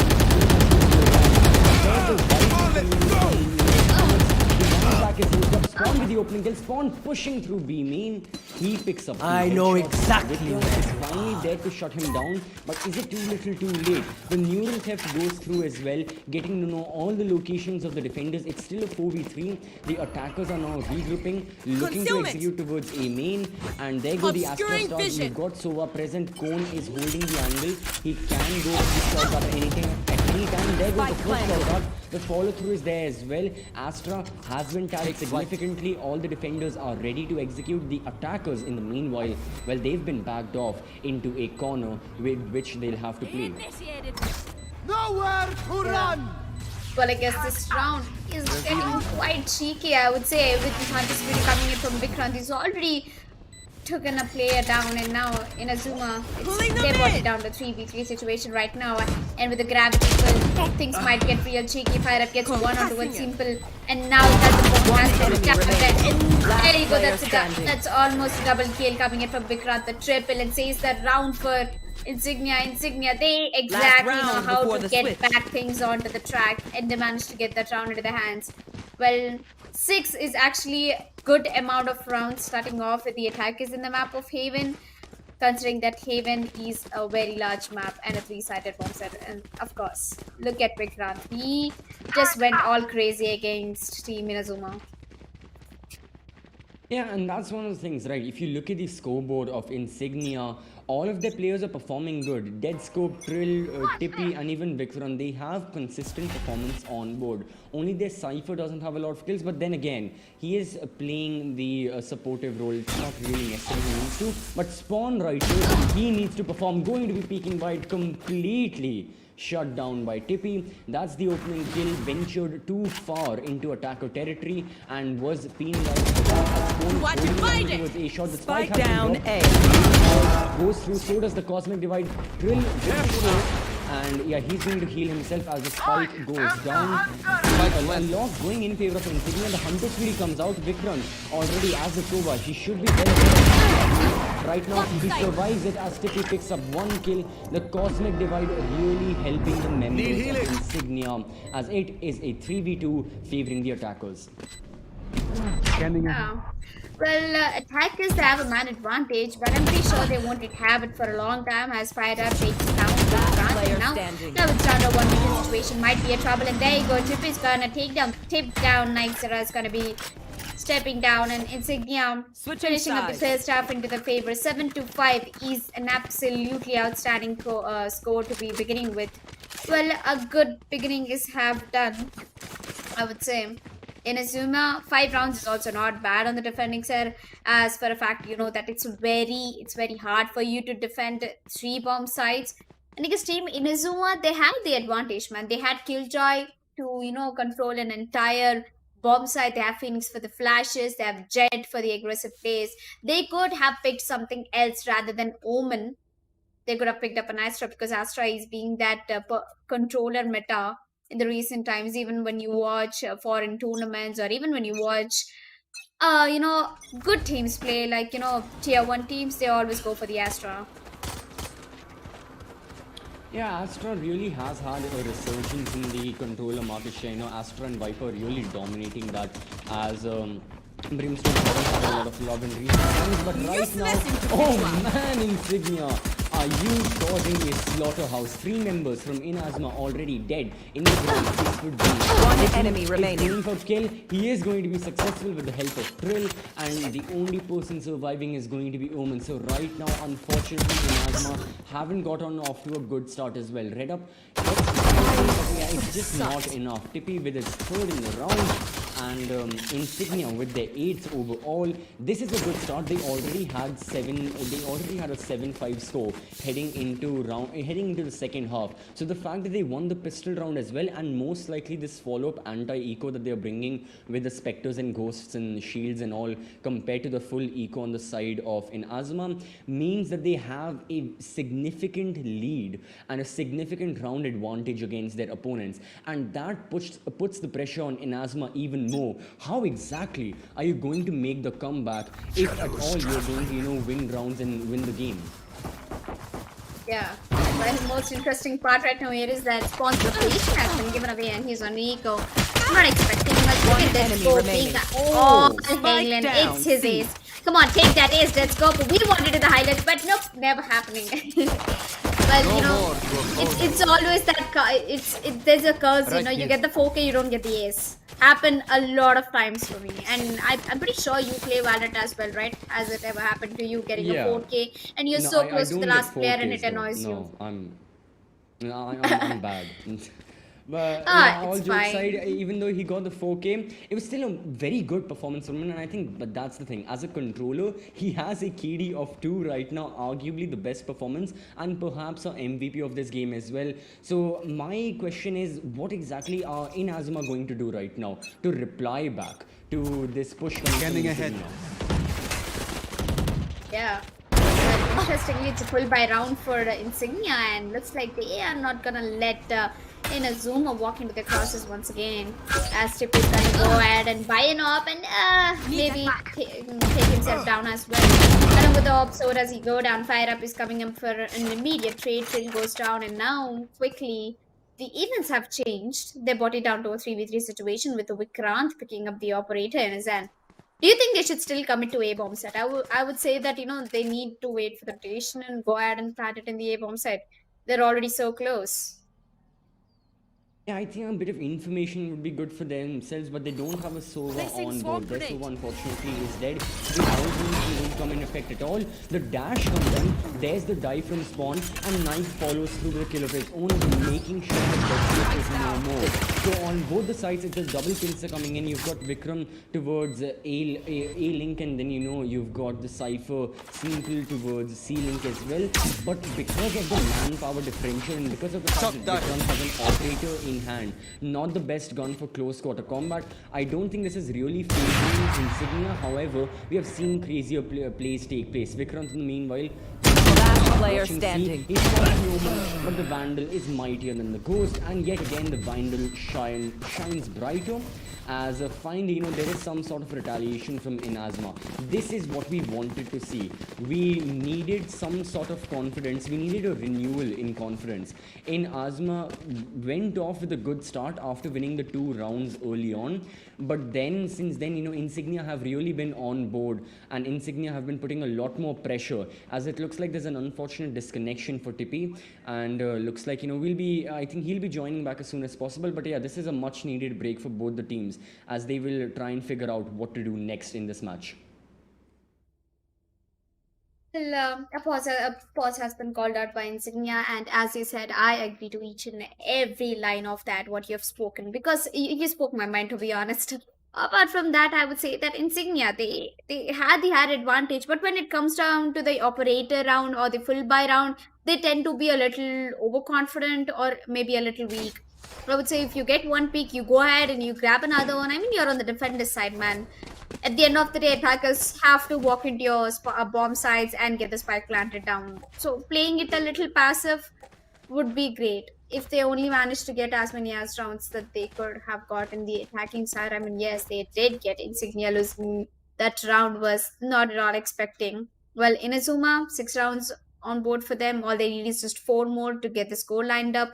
Do you think Inazuma will be able to put up a good fight and a comeback against them? I have a feeling they can, but their economy doesn't look good as Tippy has disconnected over there. A tool bundle to Phantom. So far, what are your thoughts on Inazuma? What have you analyzed, CCV? I'm pretty sure that, Team Inazuma looks good on the paper for me though. On the kills at least. They do look good on paper. However, this is going to be the test of time, and the question is, are they going to survive that test? It looks like Tippy is back, so that's really good to know. Doesn't have his Blade Storm, doesn't have a lot of credits, as I'm not sure what his buy is going to be. But right now we are heading into a full buy versus full buy. The team that wins right now, right here in round number 16, is really going to damage their opponent's economy, like you mentioned. So you need to win, and to me, this is going to be what decides which team will win overall. If INAZUMA can win this round, not only will they be making the score of 7-9, but possibly an 8-9 as well, and enough to grant them a comeback, enough to grant them that score equalization. Meanwhile, for Insignia, if they win this, not only will it be a 6-10, but rather an 11-6 as well, and that will give them enough of a lead to make sure they close the game out with a 13-7, 13-6 victory, something along the lines of that. So a lot of pressure on this very round. Vikrant already towards C-Link, going to be peeking wide, making sure he doesn't take any unnecessary duels. His own car has pushed up really aggressively. You have Tippy, I think he has the Blade Storm unlocked, so that's good to know. And the execute can very wide. This was not the right choice. The curveball cloudburst through. There's the fight going in favor of INAZUMA. The follow-up as well, and Tippy now has to reply. Spike down B. Yeah, looks like Team Inazuma, after everything that they went through, I don't think they're quite confident enough to strike back against Insignia. And Insignia, after losing the previous round, of course, they are looking for an aggressive play. As Tippy, he just went ahead and bought himself a double kill, and then he's looking for more. And I guess if he took his position, he might be getting the last one as well. As Mike Zera gets himself a double, brings it down to 1v1 situation. The tables have been completely turned, with the spike getting dropped down, and I guess KJ definitely has a aim, but I guess this man Soba, he is just a little too advanced. And there you go, that's 10th round on board for Insignia. I wanted the Killjoy to actually make the clutch happen, and Nike Zera, what a crisp aim. It was good, but in terms of aim, in terms of duels, one person to highlight is surely going to be Omkar, not having a good day on the field right now. 4-14. It would be acceptable. I mean, look at Simple as well. He isn't having the best of days. However, because of the fact that he's playing a Cypher, because of the fact that he's already at a more, not so aggressive, a more passive role, means that it's fine. It could have been a better performance from him, but because Omkar is supposed to be the person taking the gunfights and winning them, even right now that doesn't happen. Tippy gets rid of Omkar, dispatches him very quickly, as INAZUMA yet again find themselves with a man disadvantage and one person shot in this execute. They need to find a way to still go with the execute regardless. This is one of the ways. The Killjoy goes through. Spawn has his Blade Storm unlocked.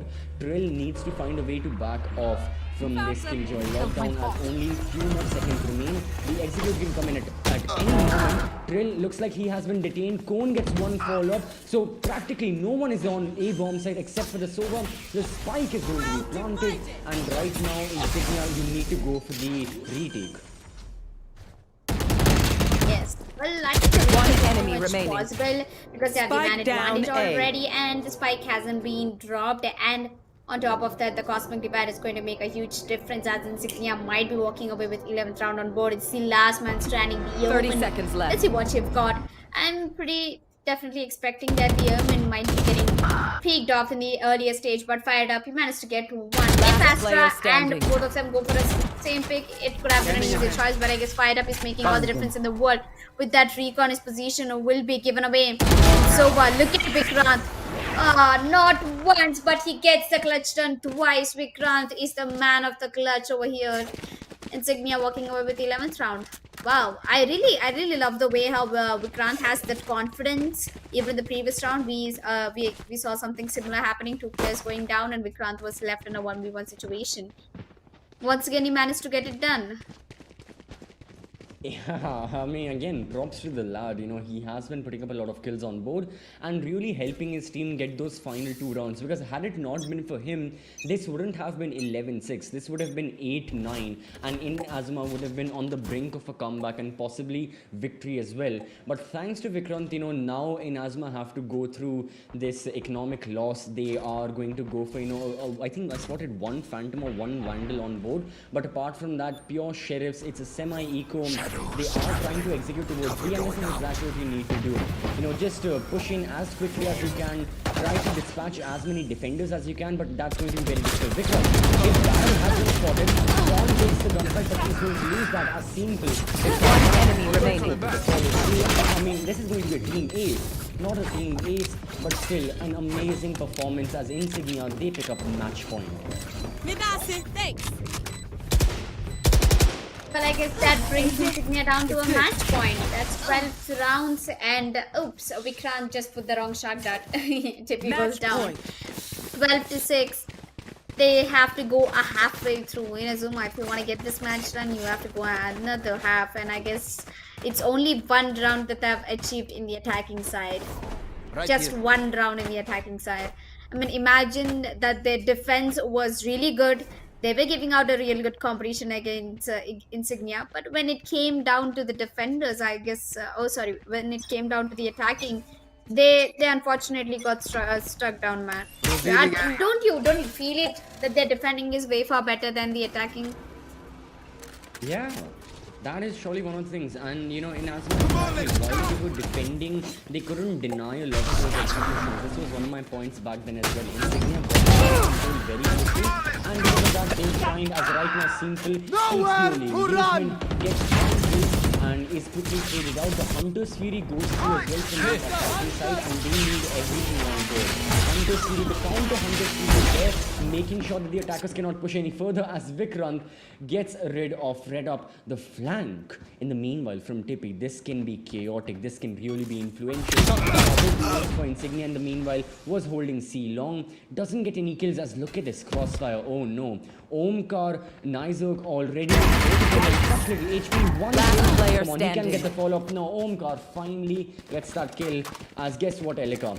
Guess who is stuck in a 1vx scenario yet again on the side of Insignia? Looks like it's all the burden is 30 on the seconds shoulders left. of right now. I mean, he has made clutches before, and there you go. He wins it once again. This man is just damn insane. 3 clutches back to back, and nobody strikes Vikrant down. He is that one warning sign for Team Insignia. Wow, that was quite a performance over there. I was so surprised to watch Vikrant get another clutch done. I was pretty much not expecting him to do so. But yeah, ladies and gentlemen, the second match winners are going to be Insignia. They pulled it off very easily. I mean, 13-6, I would say a little fight has been put compared to the first match of the day we had. What do you think, Sicily? I think, yeah, early on, INAZUMA, they were looking good, especially, during after the pistol rounds in the round number 3 as well, the first full buy round.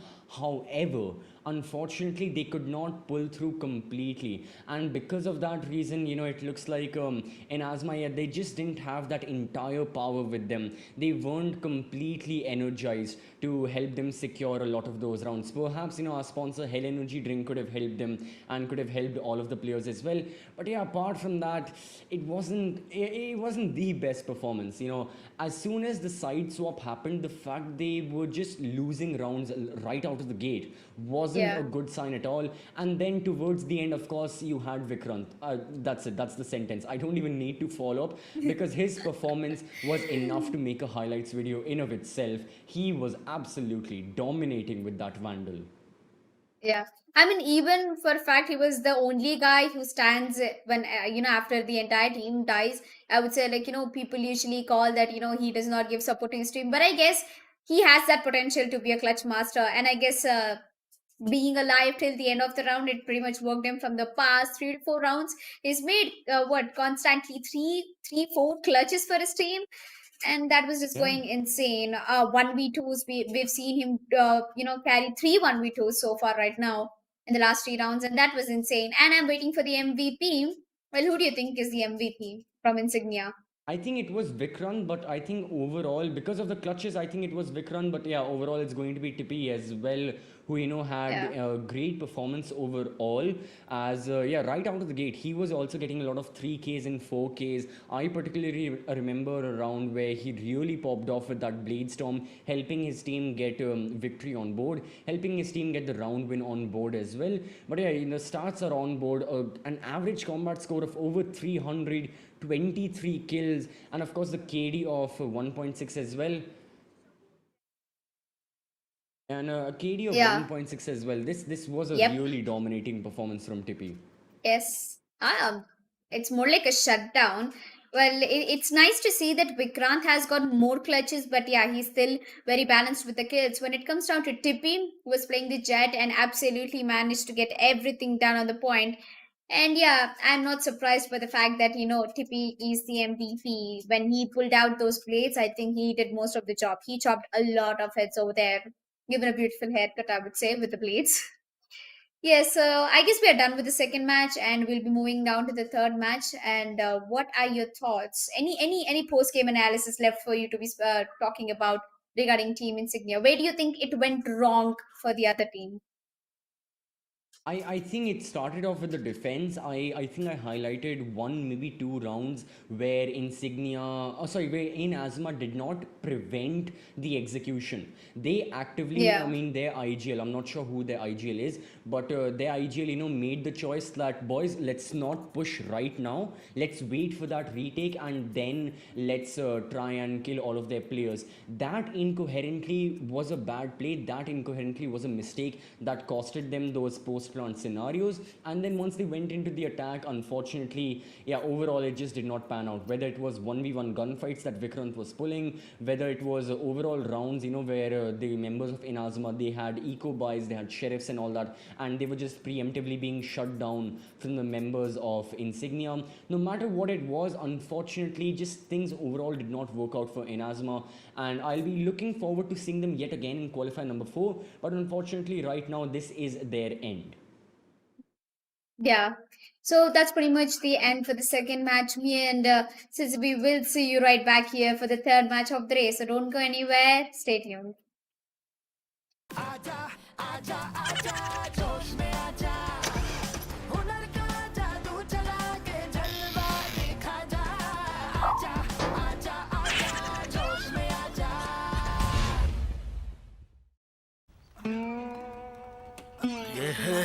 होश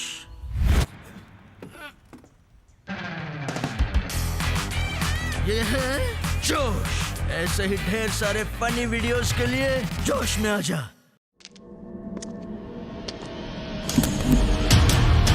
There was a time when I drank coffee. Lots of it. That time is long gone. I switched because I like to keep up with the new trends. Energy, taste, power. What else do you need? For me, it's enough.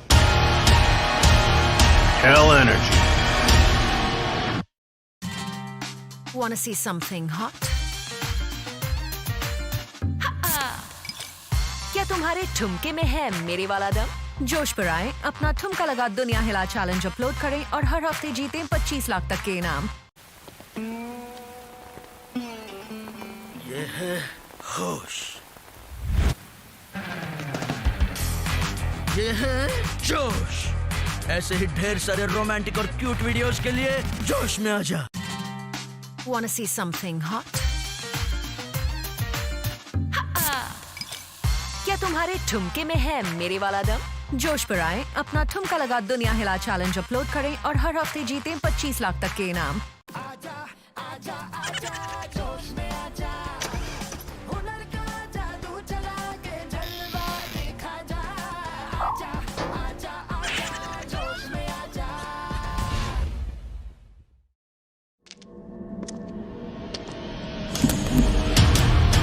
There was a time when I drank coffee. Lots of it. That time is long gone. I switched because I like to keep up with the new trend. Energy, taste, power. What else do you need? For me, it's enough. Hell energy. ये है होश।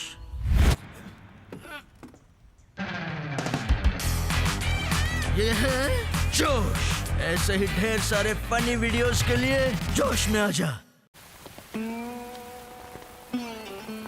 ये है होश। ये है जोश। ऐसे ही ढेर सारे रोमांटिक और क्यूट वीडियोस के लिए जोश में आजा।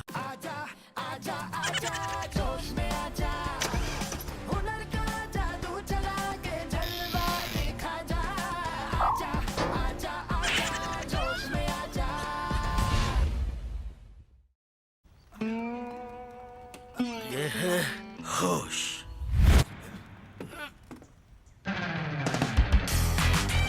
ये है जोश। ऐसे ही ढेर सारे फनी वीडियोस के लिए जोश में आजा।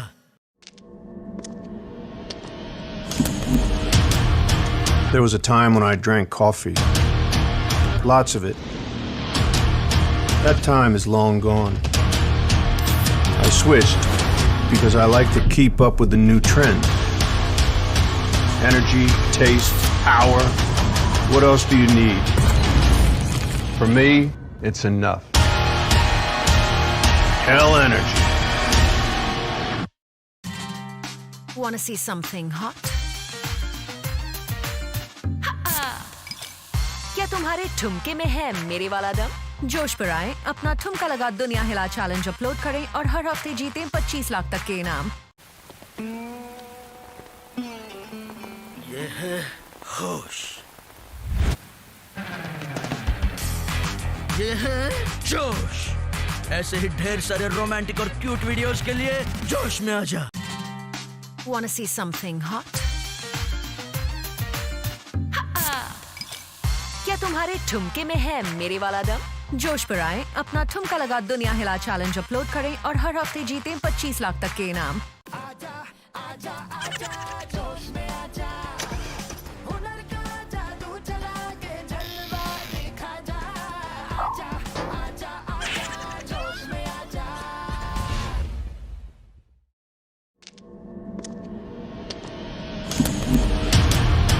There was a time when I drank coffee.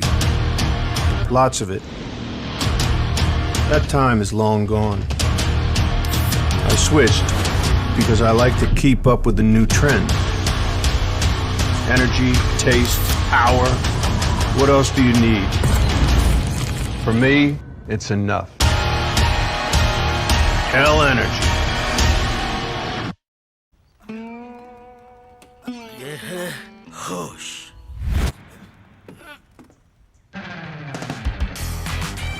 ये है जोश।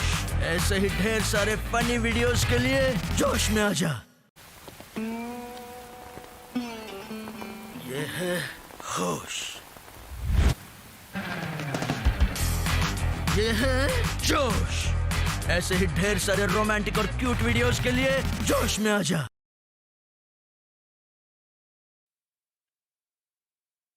Well, I guess after the short break, we are done and dusted, and me and CCV are back at the action again.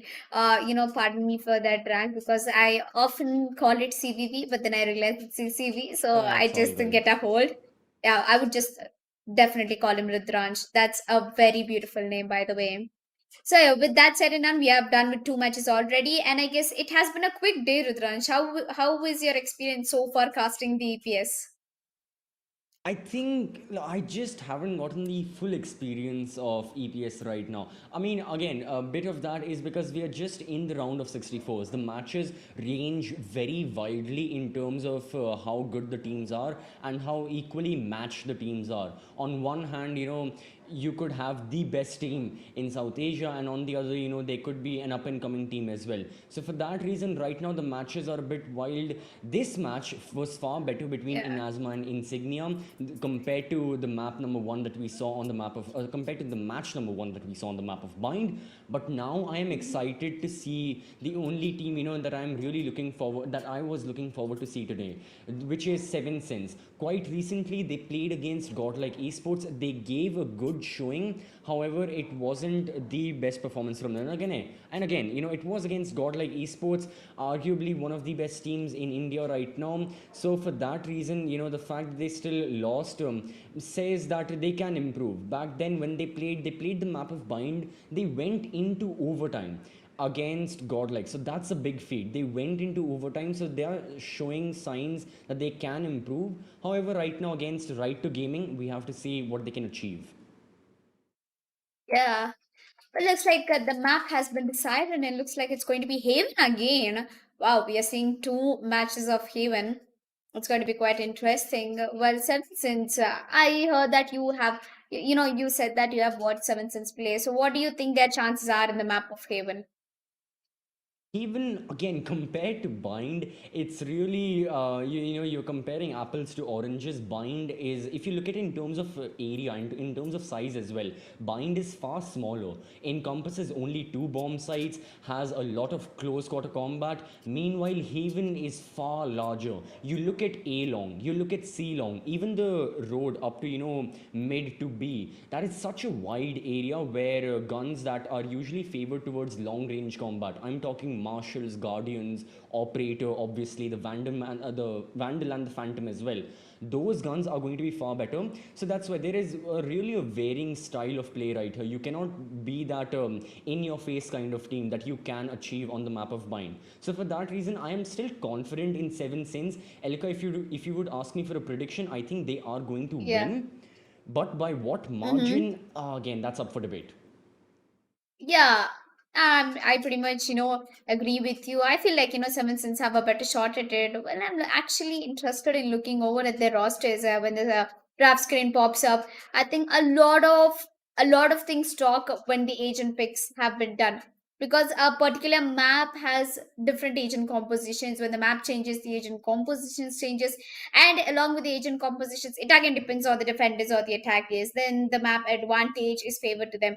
For me, I feel like Haven is an attacking side map, and most of the win rate, the team who has started on the attacking side, they have the round lead eventually. Unless we have some 2 different level tier teams, facing off each other, that's mostly like the last case scenario that I would be imagining, that attackers are losing in the map of Haven. Apart from that, I think, once I saw somebody pick Viper in the map of Haven, considering that Killjoy has a lot of lineups and so does Viper have a lot of lineups to be working with. What do you think? Is Viper a good pick? I wouldn't say I haven't seen a lot of players playing it, but That's the thing. apart from that, Yeah. only regarding agents, do you think Viper is good? On the map of Haven, not necessarily, unless you have like very set strategies in mind. Like if you compare Viper to a map where she is really common, for example, let's take Icebox. Because if you see the map of Icebox, I think everyone in their minds, they're going to go that okay, Viper is going to be played regardless of which teams they are playing. Viper will be picked.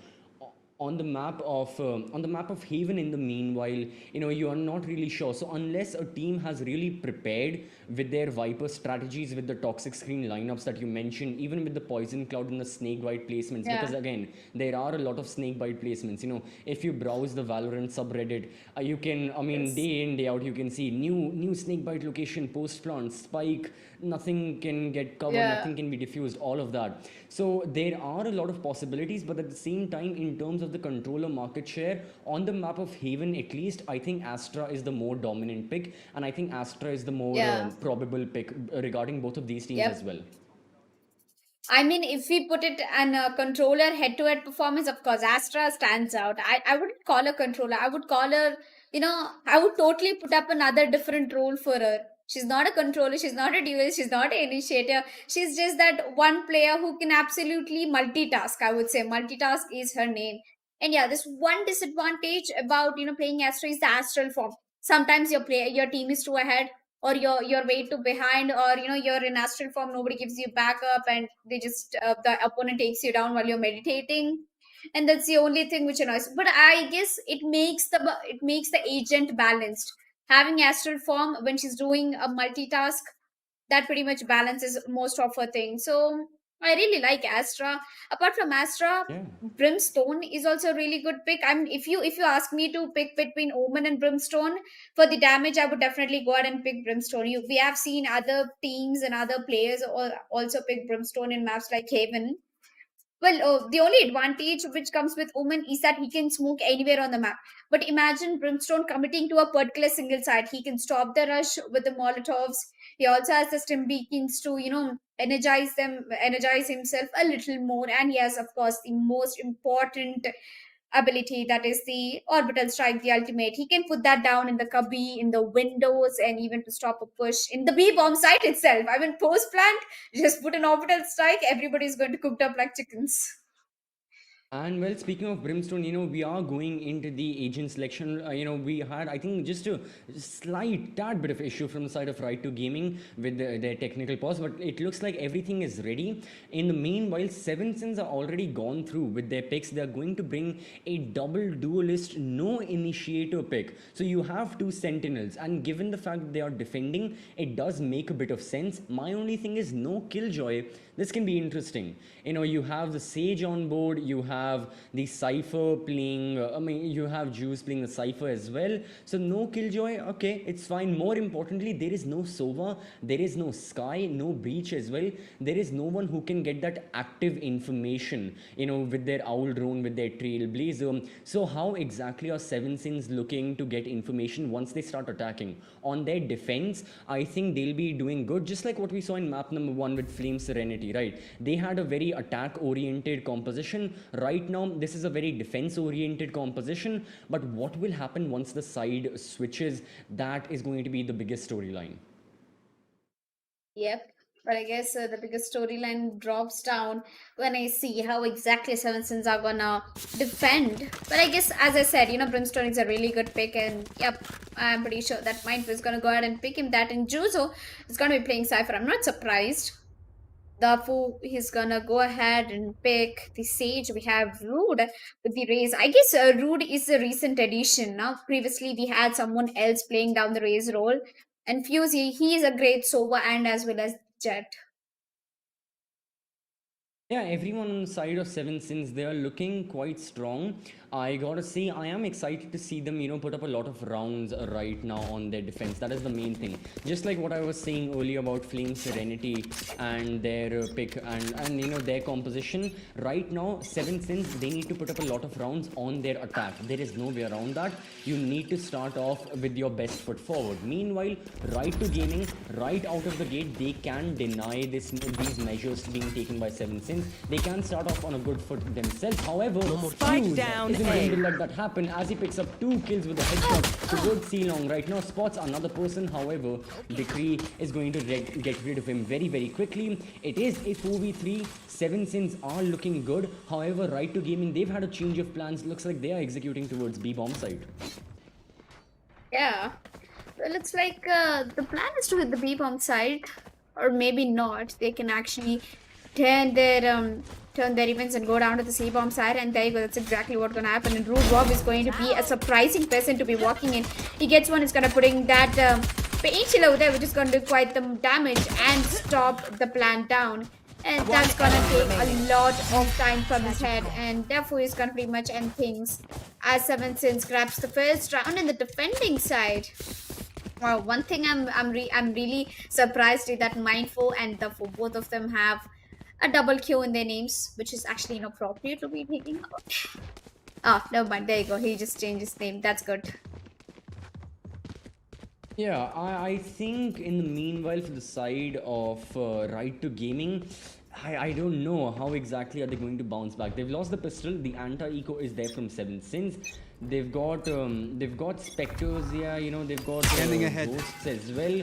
For the side of Right to Gaming, everything is full push. That's exactly what's going to happen. Boombot down, goes wild, mid. deals a lot of damage. The fingers of Papa as well. He deals damage as Jet does get that kill. Insane shots. Kills happening all around, but in the aftermath of this bloodbath, you still have 2 people remaining on board. On the side of 7 Sins, Yeah. Nine Player is going to standing. be taking that duel. Unfortunately, loses that. Gono, Spike planted. as now Juice finds himself in a 1v2.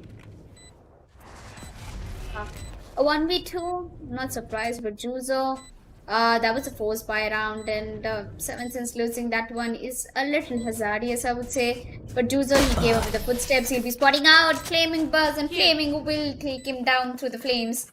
Juzo gets picked off, and that's the first round going into the favor of RTG. Wow, Right to Gaming. That was an impressive second round coming on board, immediately answering back to 7 Sins. Yeah, the fact that Right to Gaming, you know, they went for that eco play and they still won speaks heaps and volumes about what they can achieve, you know, if they can get a lot of kills on board. So that is really, really favorable for their side. That is a big blow to the people over at 7 Sins who now themselves need to go for that semi-eco. We can see 4 sheriffs, 1 ghost on board. I don't expect 7 Sins to win this round, especially considering what sort of buy is coming from RTG. And for that reason, yeah, even though, you know, 7 Sins, they won the pistol round, unfortunately, I don't think they'll be winning the follow-up unless something crazy happens. But in the meanwhile, won't be happening. Flaming Buzz gets rid of Jet, and we are seeing members of Right to Gaming already at a significant advantage and raise the price back very quickly. Yeah, well, looks like the Phoenix flashes are working. A blessing in disguise indeed. Popeye, he gets one and he gets Right to Gaming. They might have a shot at this round, of course, because 7 Sins, they went for a lead and they absolutely had no other option. That gunner is going to pretty much end things against the Cypher. Doll puts down to the last man standing with the Brimstone. Maybe I should go ahead and save that as save a weapon or something. Or do you think he should try? I mean, the economy is not at all in the favor of them. If he goes ahead and tries, there's no harm. And even if he saves a gun, there's no harm in that as well. It's only a sheriff, no armor. I guess he could try and kill some of the players of Right to Gaming, maybe some exit frags. That can be his plan, but the fact that he's pushing means that he's going to use the gunfight to Bad Gunner, and Bad Gunner is going to be... Oh no, he already has the sheriff. No worries. Right to Gaming, after losing the pistol round, they've retaliated really nicely. Now we are going to see the first buy round take place. You know, 7 Sins, they've saved up a lot of their credits. They can go for Phantoms and Vandals. The same goes for RTG as well. You know, they've got Phantoms and Vandals on board. A few ultimates here and there. Both the Jets have Blade Storm unlocked. But this is going to be the round where things are really decided. If you look at RTG, look at their economy. 7,000, 3,000 credits. After that, what they'll get after this round. Meanwhile, the lads over at 7 Sins, they are really struggling. So this is do or die for 7 Sins right now. Yeah, this is definitely a do or die run. I mean, if they're looking out for a possibility of getting clutches and getting this match into the favor, they definitely have to, you know, execute properly. As Jet, she's already opened up a frag, and look, she already pushed through the window, and she might be standing really close, and Phoenix will be getting spotted. With only 2 blades left, she's going to be dashing out, and with 73 HP. I guess she should get healed by the Sage, or maybe not. Yeah, she did get healed by the Sage. Sage is currently at the back of B-bomb site, and Badass Gunner is just waiting for somebody to show up. And Brimstone, he has he had 2 players into his cursor, but he did not choose at least one to be getting that kill for, as Jet is gonna go for a backstab. Nobody knows that she's actually trying to push from the garage, and she spots out the Jet. She misses 2 the blades. 7 Sins, this is not at all a good round for you.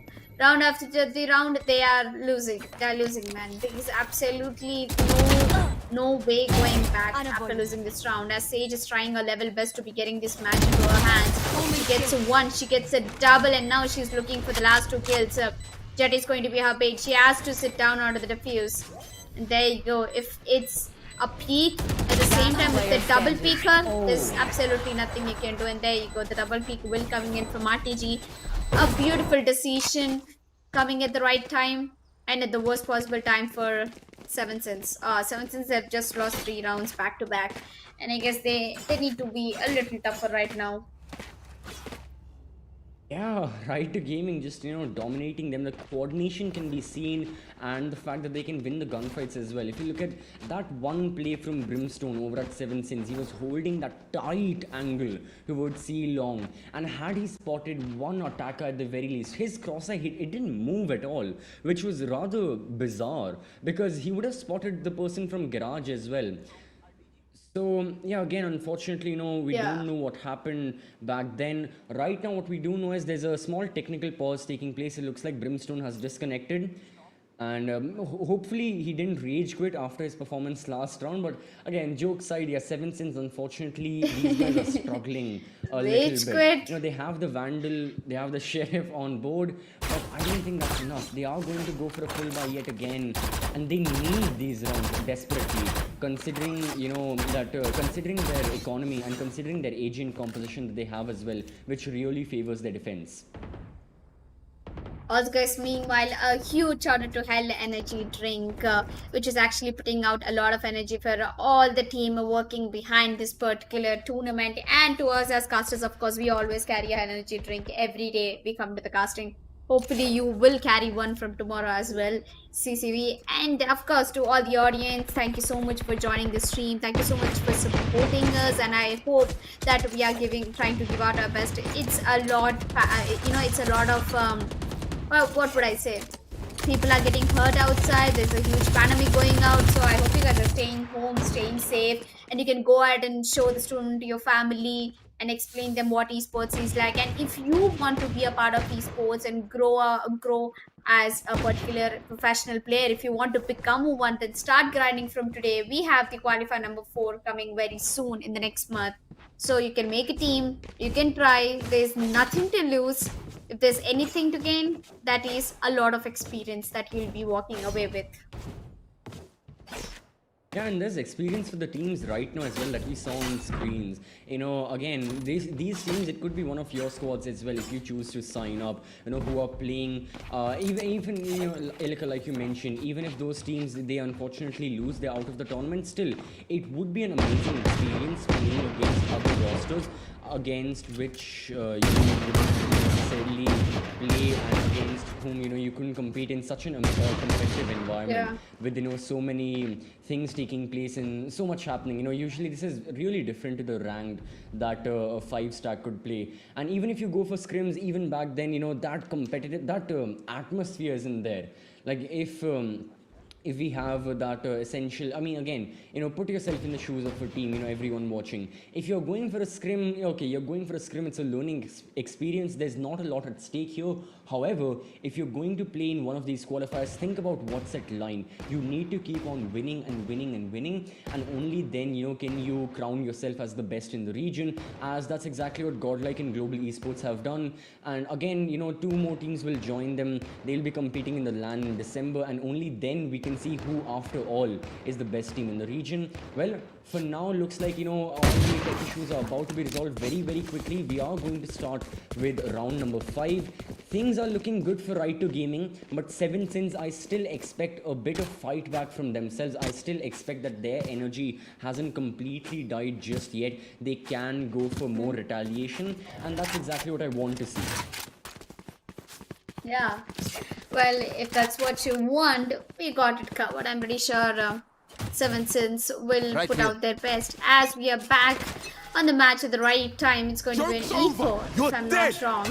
And I guess this time, 7 Sins in a big trouble. And there you go, Sapper goes down way too early. He also drops down a gun along with him. I mean, taking that early peek towards the shot was not a good idea. Walker gets the jet. That's 2 players already down from 7 Sins. They don't have any hope left right now. A 3v5 situation. I guess 7 Sins is in trouble. The heal will be coming in through for badass gunners. He'll be pressing that W so hard and will push him down to the CT. Popeye gets 1 on towards Brimstone. leaving the last two players from 7 Sins.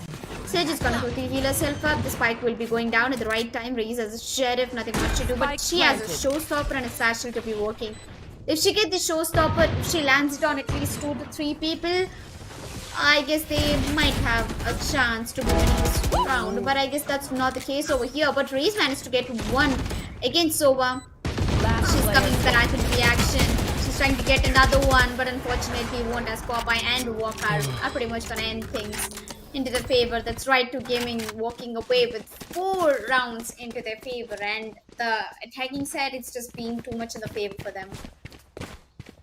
And that is something that, I mean, again, I've mentioned the agent composition of 7 Sins. I'll talk about it again. 2 Sentinels, 2 Duelists on board. You need to be winning rounds right now. At this moment, at round number 6, I do expect something, some form of optimism, because Jet is going to be bringing the operator. We also have Vandals and a Judge as well. A gun which you don't see a lot on a map such as Haven, considering there isn't a lot of close quarter combat. But it looks like Raze hasn't gone off to the best start, not being able to utilize that showstopper yet again as she falls to the ground. Right to Gaming are off to a good start. Brimstone can change those things. Nowhere to run! The Hunter's Fury goes through as well. Excellent combination of the Outlaw and the Hunter's Fury. Going to tag a lot of Hunter's Fury. And the Brimstone completely flashed, blindsided, and now under 6. The operator as well not working its magic, as Jet needs to peek wide.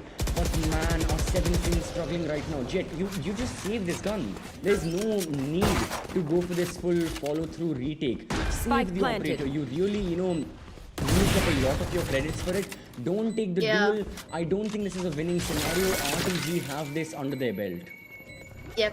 I mean, she has a resurrect option. She can actually resurrect one of the players and do a good job. But I guess that's not a need, as both of them get their positions away, and the Jet will lose her op, and so will Right to Gaming get another round into the favor.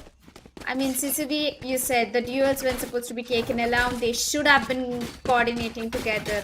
More communication could have made it easier. And I guess it's maybe just not the day for 7 Sins. They're having a rough time. 7 Sins. Oh no. And now I really look very dumb, because in the pre-match presentation I said it's going to be a 7 Sins victory. I but know, you know right? what? Right to Gaming, you've proven yourselves, and you know what? I accept that. They did prove me wrong, and they've shown that they are also good contenders. They'll be, moving forward in the next rounds, and I need to see how far can Right to Gaming continue their journey. Likely, again, it's very early to call, but with the way are playing, I don't think they'll be losing this game at all.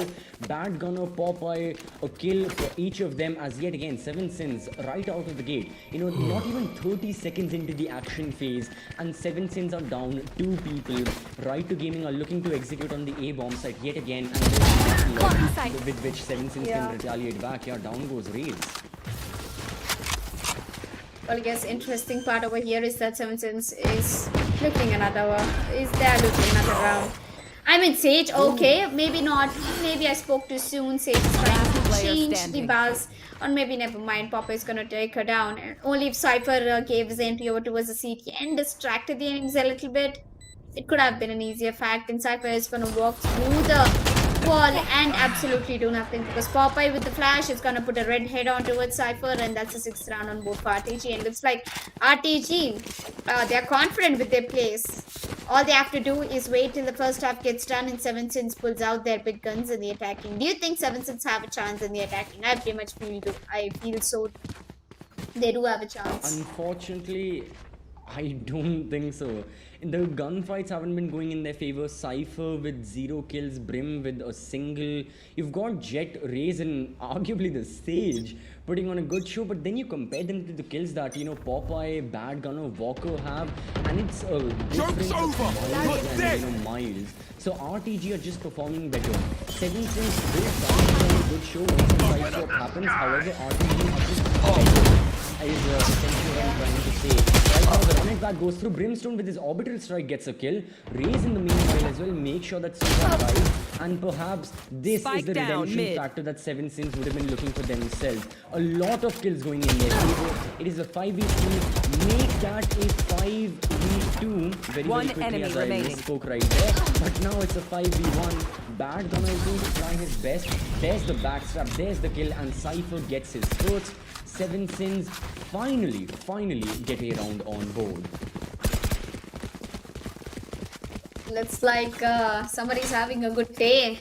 That's RTG, but I guess Seven Sins, I really love the way how Seven Sins are not giving up. They're still putting out the fight. They're still, you know, trying for the round, even if they're on an eco. Especially the previous one, we saw Sage got herself a double kill.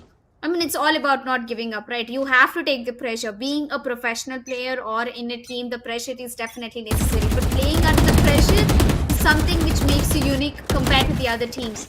Just because RTG is having a good momentum, it doesn't make them unique. You are unique in your own ways, guys. Seven Sins, all you have to do is just take the pressure, break it down and get the job done, get the rounds at your hands. It's still not late. You can get it down to a 6-6 in the first half. I wouldn't be surprised, or maybe 7-5. Anything can work if you want to make that comeback happen. And I guess this time it's a C hit, and okay, never mind. Jet just gets a double kill through the smoke. Excuse me? I'm not sure. Even the Raze, when she first You peeked will there, not when kill she saw my at least ally. 2 people, she could have used the showstopper, but right now Jet is just pushing blindly, just doing into redemption. Jet gets the One third. enemy There remaining. goes the showstopper. Jet with the Spike fourth. down. As Raze is also there for the follow-up, but finally calms her down. But Raze is there and to settle the score. And Seven Sins, this was a weird round. I mean, you look at what happened early on with that double kill from Jet. Then the resurrection was there. Immediately Sova was killed. No one had any idea Jet had just ventured this deep into Yearlong, and before you know it, the round was over. I think this is the tactic Seven Sins would have been looking for, to just catch their opponents off guard. I'm not sure what's taking place right now. Yeah. Well, interestingly, I would say Seven Sins might be on the verge of coming back. You know, all they just need is 2 more rounds, and I guess Jet is not gonna let that happen. She just took down the first entry, but Bad is gonna going in for that immediate fade. She should get the job done. Well, Seven Sins are looking for another one, and there you go, they get another one. I think the defending side is working out pretty well for them. Oh, 2 picks against RTG. Maybe it's finally the time that they rise and shine. Oh, look at Jet. I really am appreciating the fact that Jet is going for quick rotations to a C-bomb side. Now she's at the C-bomb side. And Badass Gunner has a wipe, blades out ultimate, and I guess you can put that to a good use. But I guess Jet's blades are gonna do much of it. Badass Gunner immediately taking it down. A 3v2 situation right now. Brimstone has a 2 smokes and Stim Beacon that can be worked with. Sage is trying to lurk from the Yearlong, and if she finds Sova, it's an easy deal. And there you go. She absolutely has found. She has a resurrection. She can rest one of the players. And I guess Brimstone is putting a lot of pressure. Bad is gonna get some one, gets traded, and now that's Sage. A 1v1 situation. Cypher, can he do it? No. And that's an ace for Bad is gonna. What?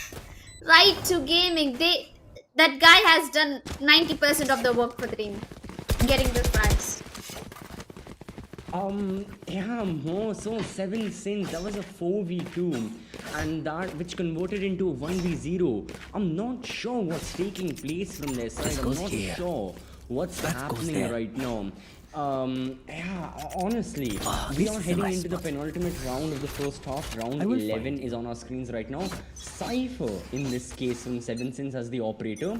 Okay, I would much rather have the Jet because she can. Oh no, the Jet has her own 2 operators. Cypher gets 1 kill. This is a very expensive investment taken from 7 Sins. The Hunter team goes through from RTG. Seva is going to damage a few of the players. Brimstone has been lit up significantly. His armor lost HP down to about 40. But yeah, the 2 operators, I don't know. Is that bad? Is that good? What exactly is going to be the result? In the meanwhile, the attackers are ready to execute towards C, but they don't have a lot of cover. You have the Cloudburst present with Jet, but you have lost your Omen so early on. So there's no one to provide that dark cover. There's no one to help you execute on site. It's going to be a very, very faltering push, and it's a very dangerous push as well. Perhaps C isn't the best bomb site to execute on right now, as they are looking for new methods of entry on different bomb sites. But Cypher, he's going to find his second. Yeah. I guess that is not the case. That is left here. You have to see for a fact that even 7 since they have a man advantage against right to gaming, they can pretty much clear off the things. In a positive note, 7 to 5, they've already picked off this over as well. 4v2 situation and right to gaming. I believe that one of the players have already almost towards CT. Walker gets one, maybe another one towards Jet, but the operator is alive, and that's a beautiful One kill from enemy Walker. remaining. He is left in a 1v1 situation, 2 versus 4, coming down to a 1v1 situation, and it's all into the hands of Brimstone. He's actually going off the reload, and there you go. A 2v4 going into the favor of Right to Gaming. That is Gunner. Last round is in being the a half. real badass Gunner right now. Wow. What did I just witness, CCV? I mean, this was ridiculous. This was something I had never expected from 7 Sins, you know. I have no clue. How did that take place? I have no idea. Twice right to gaming, twice from a 2v4, it came down to a 1v0 in favor of the team with the lower player count. And how it again? That should not be Revealing happening area. in a level-headed game. 7 Sins unfortunately struggling. Two operators, man. 2 operators, and still they couldn't get it. Both Cypher got 2 kills early on. Right now, in the meanwhile, Bad Gunner is going to pick off the other Jet. This is the final round of the first half. 7 Sins aren't Sage with the crosshair placement, gets 2 headshots. And this is surely going to equalize the man count just a bit. In the meanwhile, 7 Sins still, they have the advantage. They have the better player count. The resurrection is present on Sage as well. So if she finds a use case for that, if she can revive the Jet or perhaps one of her other comrades, that can be useful. But yeah, all ultimates on board right now. They need to utilize the Neural Theft, the Blade Storm, from the shadows on the side of RTG as well. And yeah, it's RTG who have to worry just the tiniest bit. 45 seconds remaining. Where are you going to execute after all with 3 people? Yeah. 7 Sins with the man advantage. Oh, with 1 man, can they make the 1x happen?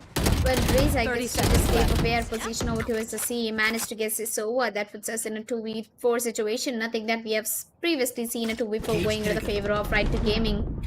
But this time the Cypher has a shotgun, and yep, Omen hasn't really spotted him out. He's down to 38 HP with 30 seconds left on the clock. I think he has to make a marathon run happening. And there you go, the spike is caught off guard. He's going to be changing down to a Phantom, and this round will go in favor of 7 Sins, putting down a really good first half.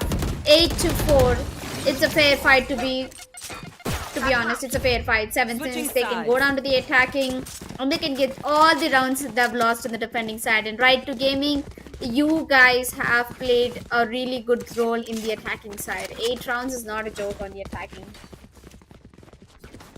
Yeah, and now the fact that 7 Sins are going on the attack, yeah, the pressure is on them right now. They need to start off in a better manner, and it needs to happen with the pistol round. There's no other way but to win the pistol. So keeping that in mind, I think everyone is ready on the side of 7 Sins. Again, 10 more seconds. We'll be starting off with round number 13. And this is it. This is the proving ground for 7 Sins. They need to show to everyone that they can get these victories. So, we are starting off all the attackers, powering through Yearlong. There goes the recon bolt. May just get a lot of information about the location. And there is the visual confirmation from Sova. The shock dart goes through as well. All the rotations and the reinforcements need to come in from the members of Right to Gaming, as the site has been overrun.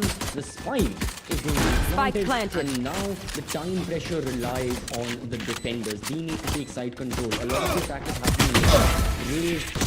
Jet no more. Sage as well. So Sova, a great first kill. The follow through needs to be here. Almost all of these attackers, almost all of the defenders are there, but the flank is coming in from Jet. Jet there from Yearlong. Bad Gunner gets 1 kill against the Cypher as well. He is looking for that duel. His teammates are also present. Popeye with 1. Jet 1 now enemy remaining. Oh, Jet unfortunately dies with the hands of Cypher, but the Cypher is the only one that survives. No longer This was another powering retake from Right to Gaming. Yep. And which is definitely gonna put down 7sins in under a lot of pressure. I would say 7sins, if they only had this pistol round into the hands, they might had a better shot at this match. But I guess Right to Gaming is gonna pretty much balance out things unless 7sins goes for a force buy right now. I mean, the score difference is way too high. It's around 6 rounds, and in order to get those 6 rounds, 7sins have to go for a force buy. Do you agree with me, Cecily? I feel like they should go for a force buy before, Right to Gaming hits the 10th round. It is a gamble that they would be taking right now by going for that force buy and getting Spectres and Sheriffs. Already they've gone for a semi-eco, no armor on board, just better guns. We have the Shorty as well on Sage, so that's quite interesting. But yeah, something out of the ordinary needs to take place. We think about the last round that 7sins won, where Jet got that insane 4K pushing through Yearlong back when they were defending. And that really caught Right to Gaming off guard. Maybe that is a way with how 7sins can get more rounds on board. Just catch your opponents off guard. Have a very unique style. But that is far, easier said than done. As a caster, I can say anything, but in execution, that really isn't going to be the best scenario. So for that reason, yeah, 7sins, I'm not really sure what strategy they'll have in mind. We are seeing the Ares brought out from Sova. All right, in terms of guns, which cost 1600 credits, the Spectre holds like 95% of the share. We haven't seen the Ares at all, so that's nice to know that Sova is bringing that. But yeah, like you said, Elka, on the side of 7sins, looks like they aren't going for a force buy. They're just going for a semi-eco with Sheriffs and Ghosts. Yeah. Well, I suggested them for a force buy. I mean, it's completely their hands if they want to take it or not. But a timer has been called in. A pause has been called in.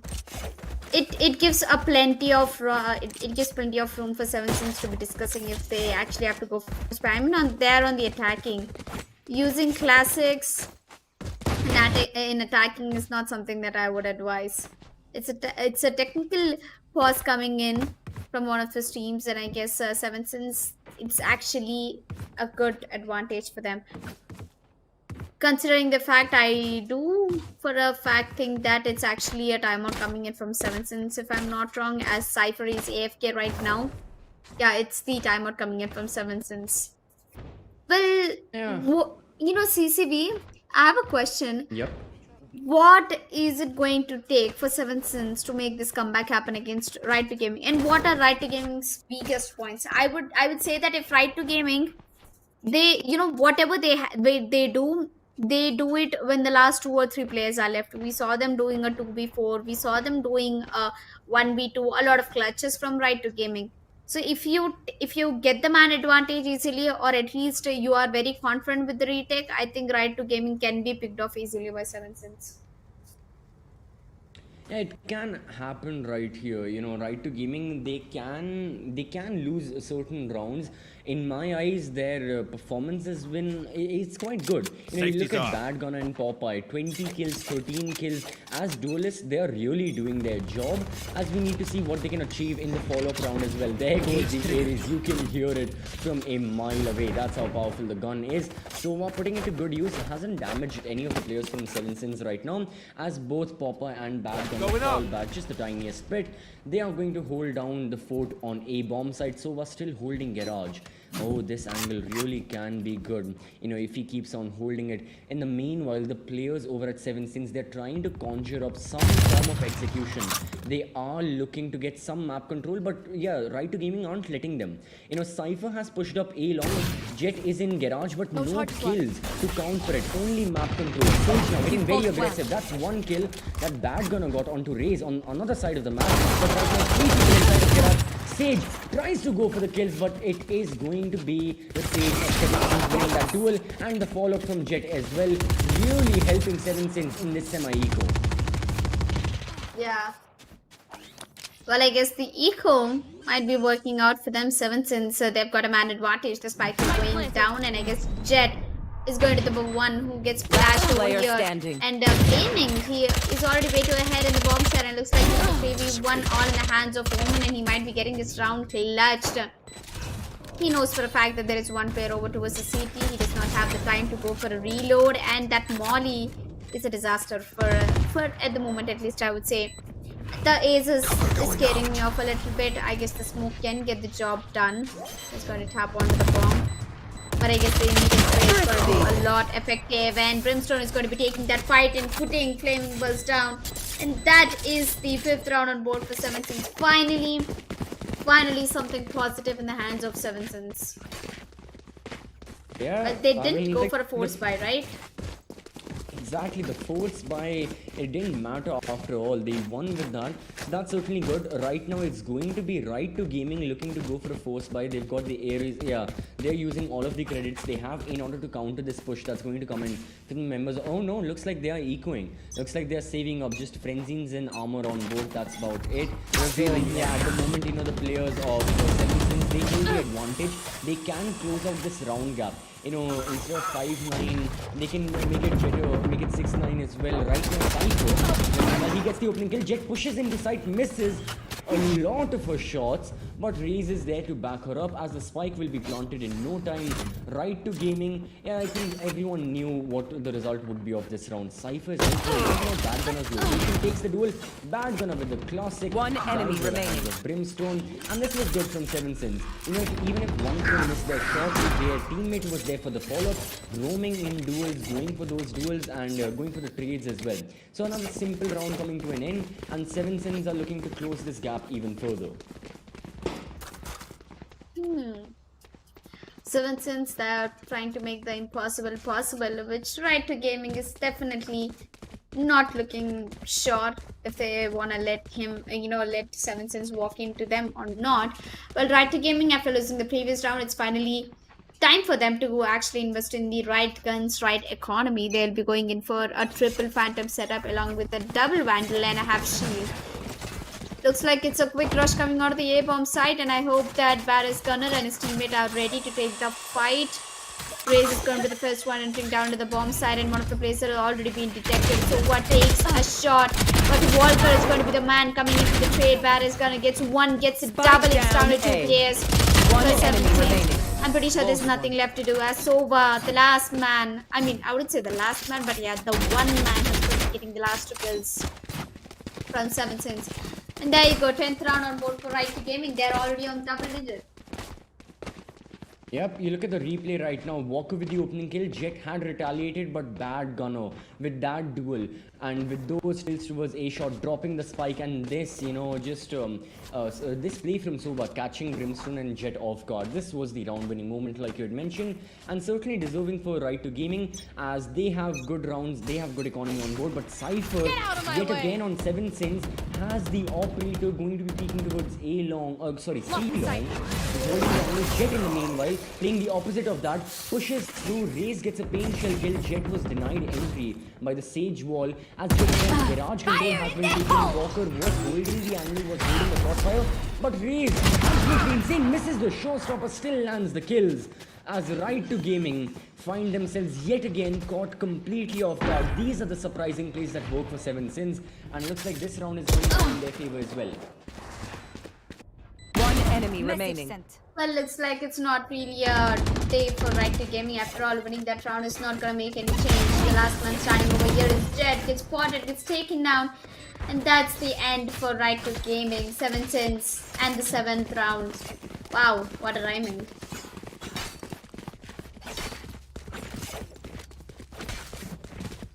Watching back the replay, yeah, again, there's just this one glaring error of Right to Gaming. They lost a lot of their gunfights. They gave away garage control very easily. At times, we have seen their Sova play this angle either with the Bucky or with the Ares. Right now, no one was present to take that duel. It was an easy execution in 7 Sins, yeah. I think one thing that we've seen, as soon as they find an opportunity, they capitalize on that. As soon as they see him and they get one kill, they just push in wherever that kill happened. Whether it was garage, A long, C long, That does not matter. That's not part of the equation. What matters is they need to get the opening duel. And that is where Right to Gaming can deny them that by not giving those gunfights and by winning the engagements themselves. Enemy mark. So the Aldrin used to from Krovas. In the previous round, the Pain Shed dealt a lot of damage, but the Hunter's Fury is going to deal more damage as Cypher misses his shots with the operator right now.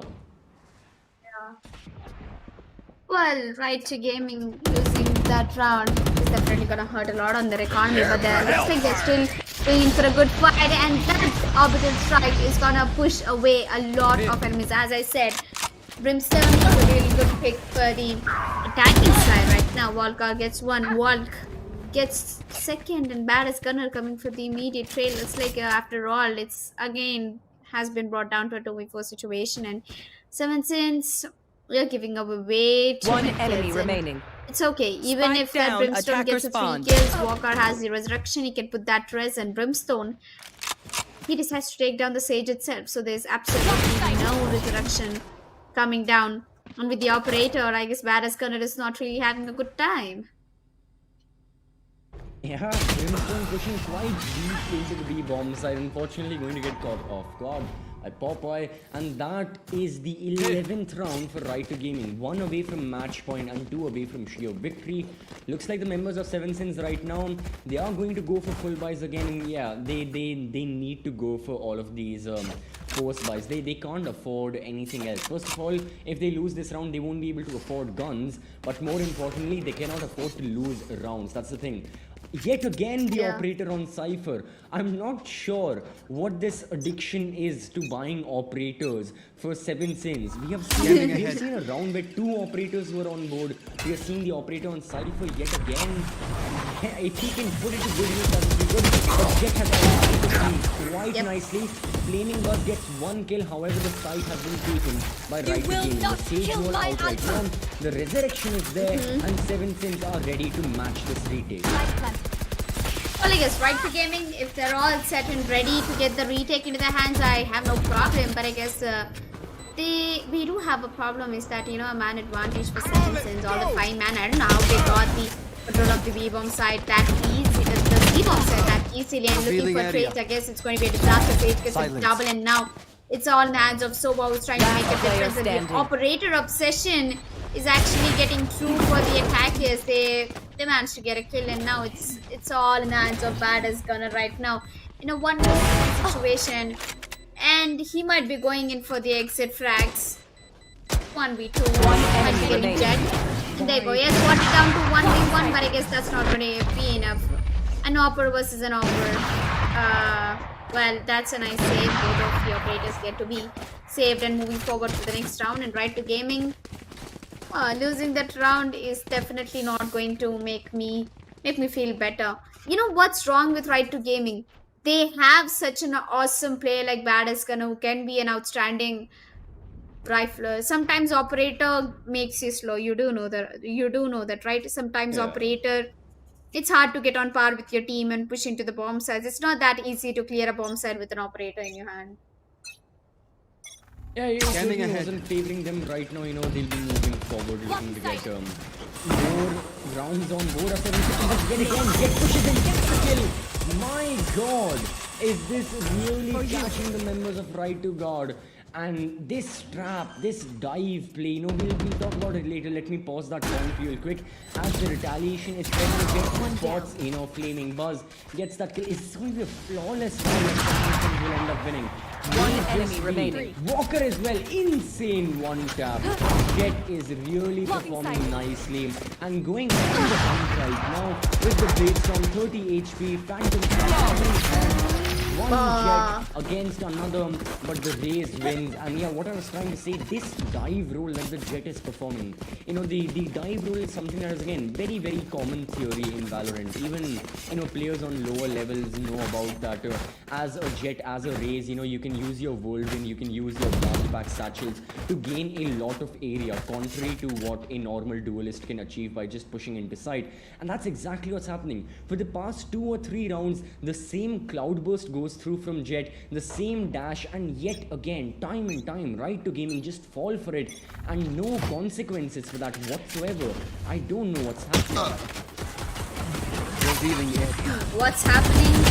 I guess 7 Sins is happening all over the map. They're getting free entries against Right to Game. I don't know where is all the aggression that we saw in the beginning of the match from Right to Gaming.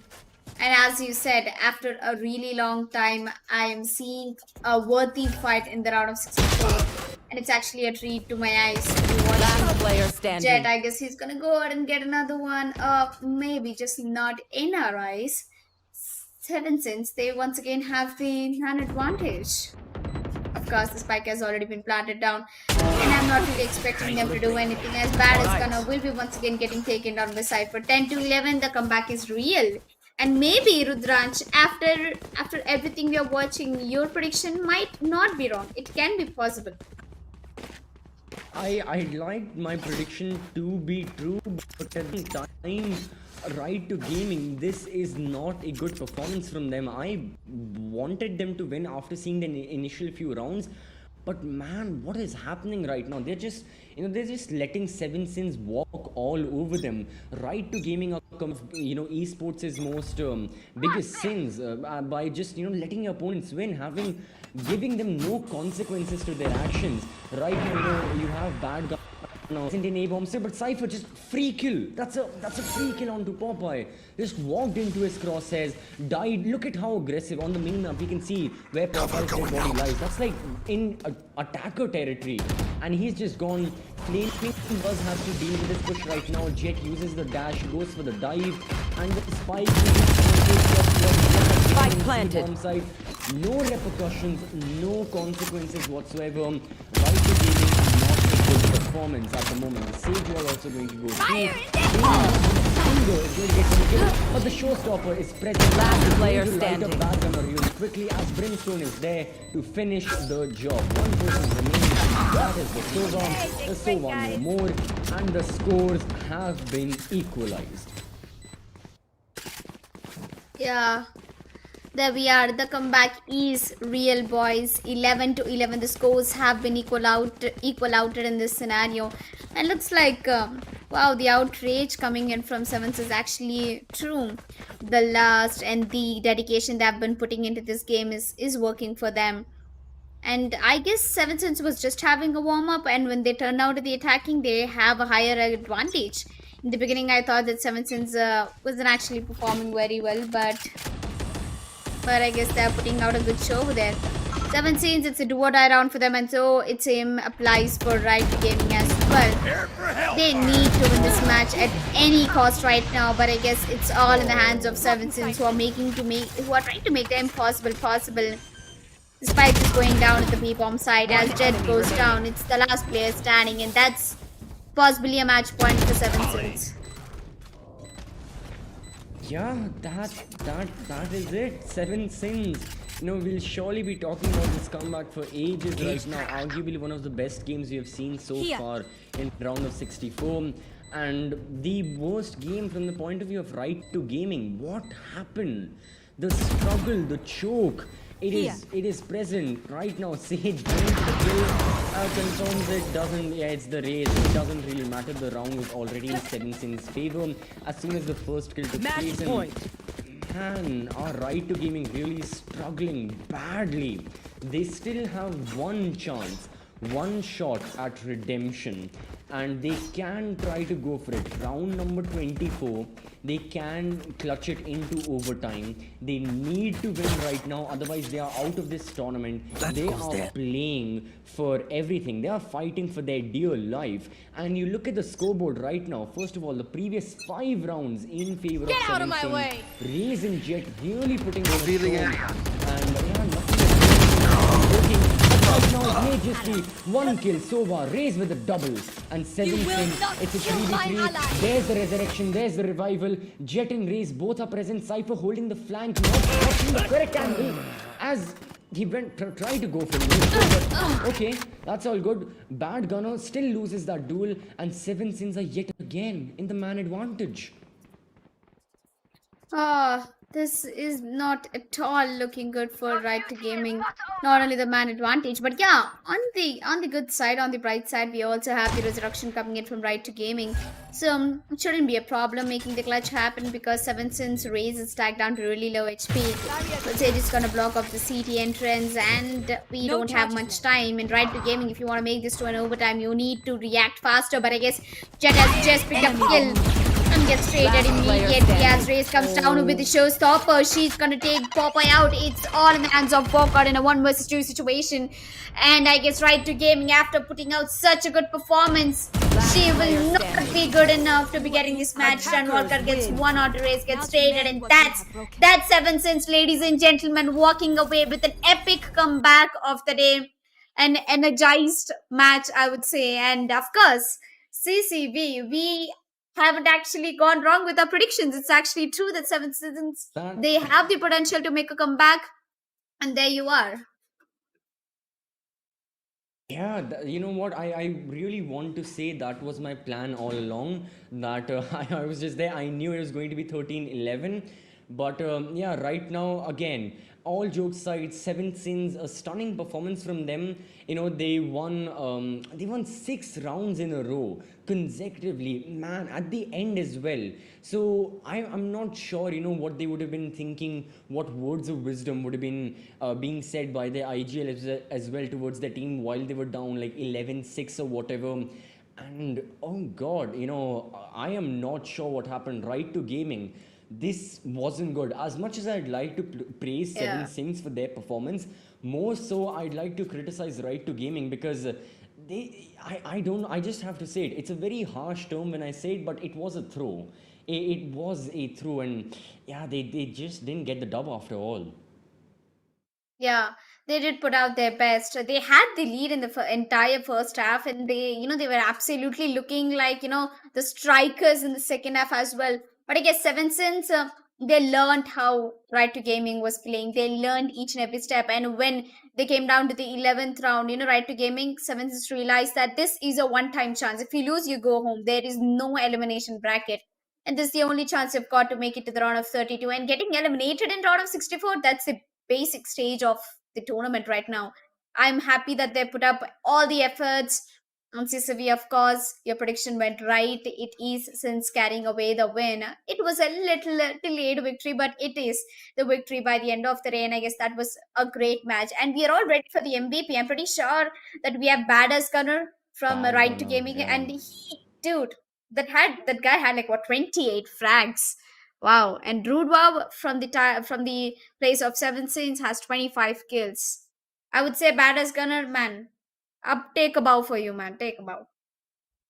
Absolutely, a KD of 2.2, average combat score. I believe this is the highest we have seen today as well, on par with what Rude Wow had from the side of Seven Sins. You know, 322, 318, stunning performances all around from these fine people. However, yeah, Right to Game, I still cannot get over this unfortunate defeat that they had. So Rude Wow, great performance. Even the other players, you know, you had Daff, you had Fuse, Juzo and Mind, all of them had nice skills. Juzo as well, you know, who early on wasn't performing the best, he ended up with 10 kills, Mind with 14 as well. So this was nice. An overall good team performance. Surely and certainly the highlights were going to be Rude Wow and especially Jet. You know, Fuse playing the Jet, that to me was the main highlight because of how he could just push into the site without any repercussions, get one, maybe two initial kills, and then allow his team to plant the spike. So Yeah. that was surely one of the big plays that helped Seven Sins secure the round later on and secure multiple rounds later on. But yeah, that was it. You know, this was the 13-11 victory from Seven Sins. Yep, 13-11. That was quite a close score. And I guess we are done with the third match of the day. And I was hoping if you could have a quick recap of today's schedule.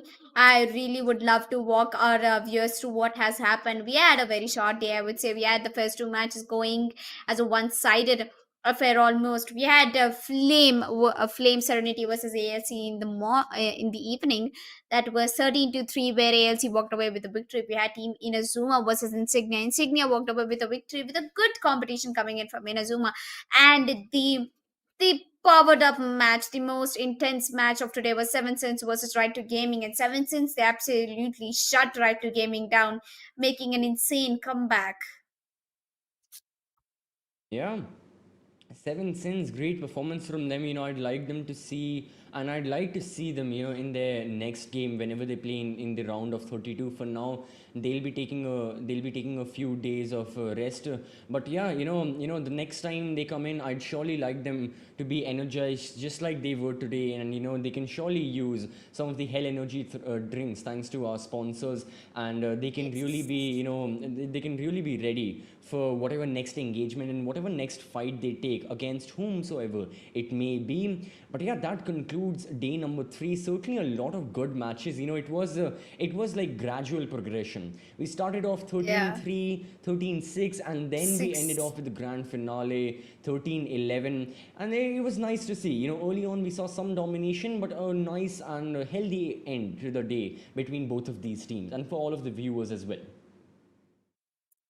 Well, I guess that was pretty much it for the day number 2 of EPS. This is LKFTW signing off, and this is Real CCB. We will meet you right back tomorrow. Take care, good night, and we'll see you tomorrow.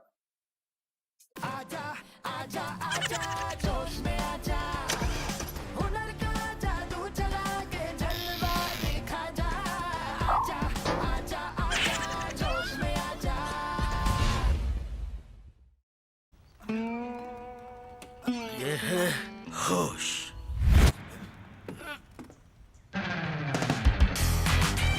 ये है जोश। ऐसे ही ढेर सारे funny videos के लिए जोश में आजा।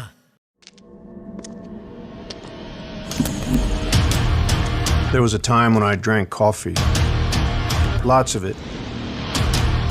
That time is long gone. I switched because I like to keep up with the new trend. Energy, taste, power. What else do you need? For me, it's enough. Hell energy. Wanna see something hot? क्या तुम्हारे ठुमके में है मेरे वाला दम? जोश पर आए, अपना ठुमका लगा दुनिया हिला चैलेंज अपलोड करें और हर हफ्ते जीतें 25 लाख तक के इनाम। ये है होश। ये है जोश। ऐसे ही ढेर सारे रोमांटिक और क्यूट वीडियोस के लिए जोश में आजा। Wanna see something hot? क्या तुम्हारे ठुमके में है मेरे वाला दम? जोश पर आए, अपना ठुमका लगा दुनिया हिला चैलेंज अपलोड करें और हर हफ्ते जीतें 25 लाख तक के इनाम।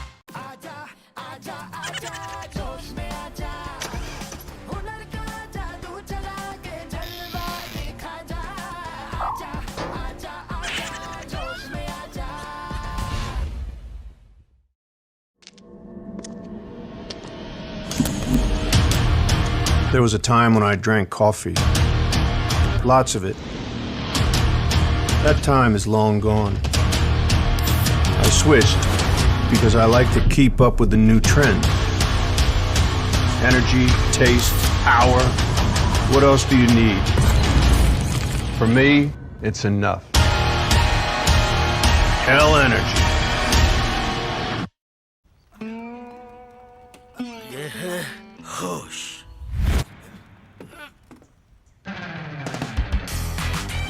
ये है जोश।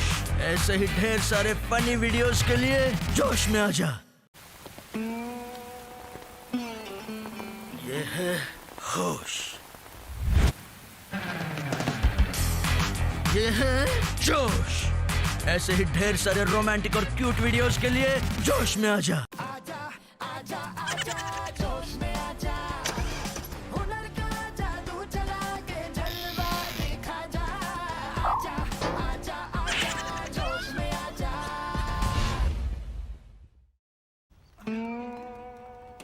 ये है होश।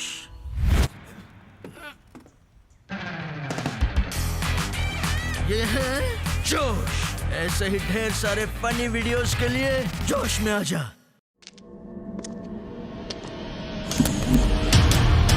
There was a time when I drank coffee. Lots of it. That time is long gone. I switched because I like to keep up with the new trend. Energy, taste, power. What else do you need? For me, it's enough. Hell energy.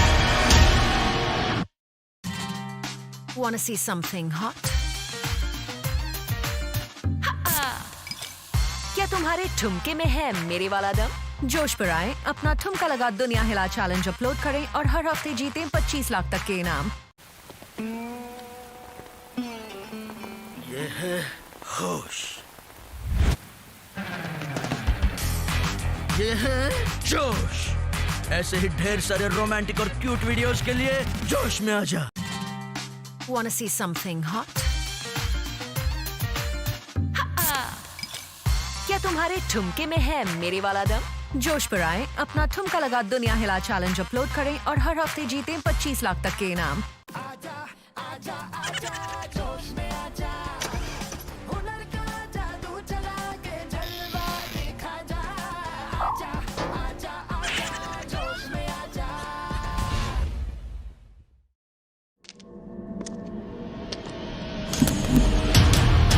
There was a time when I drank coffee.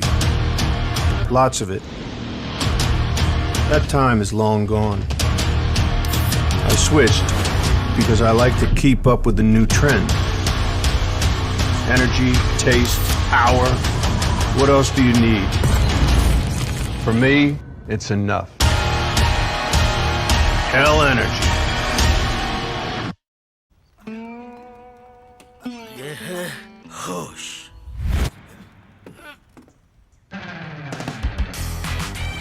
ये है जोश। ऐसे ही ढेर सारे funny videos के लिए जोश में आजा। ये है होश,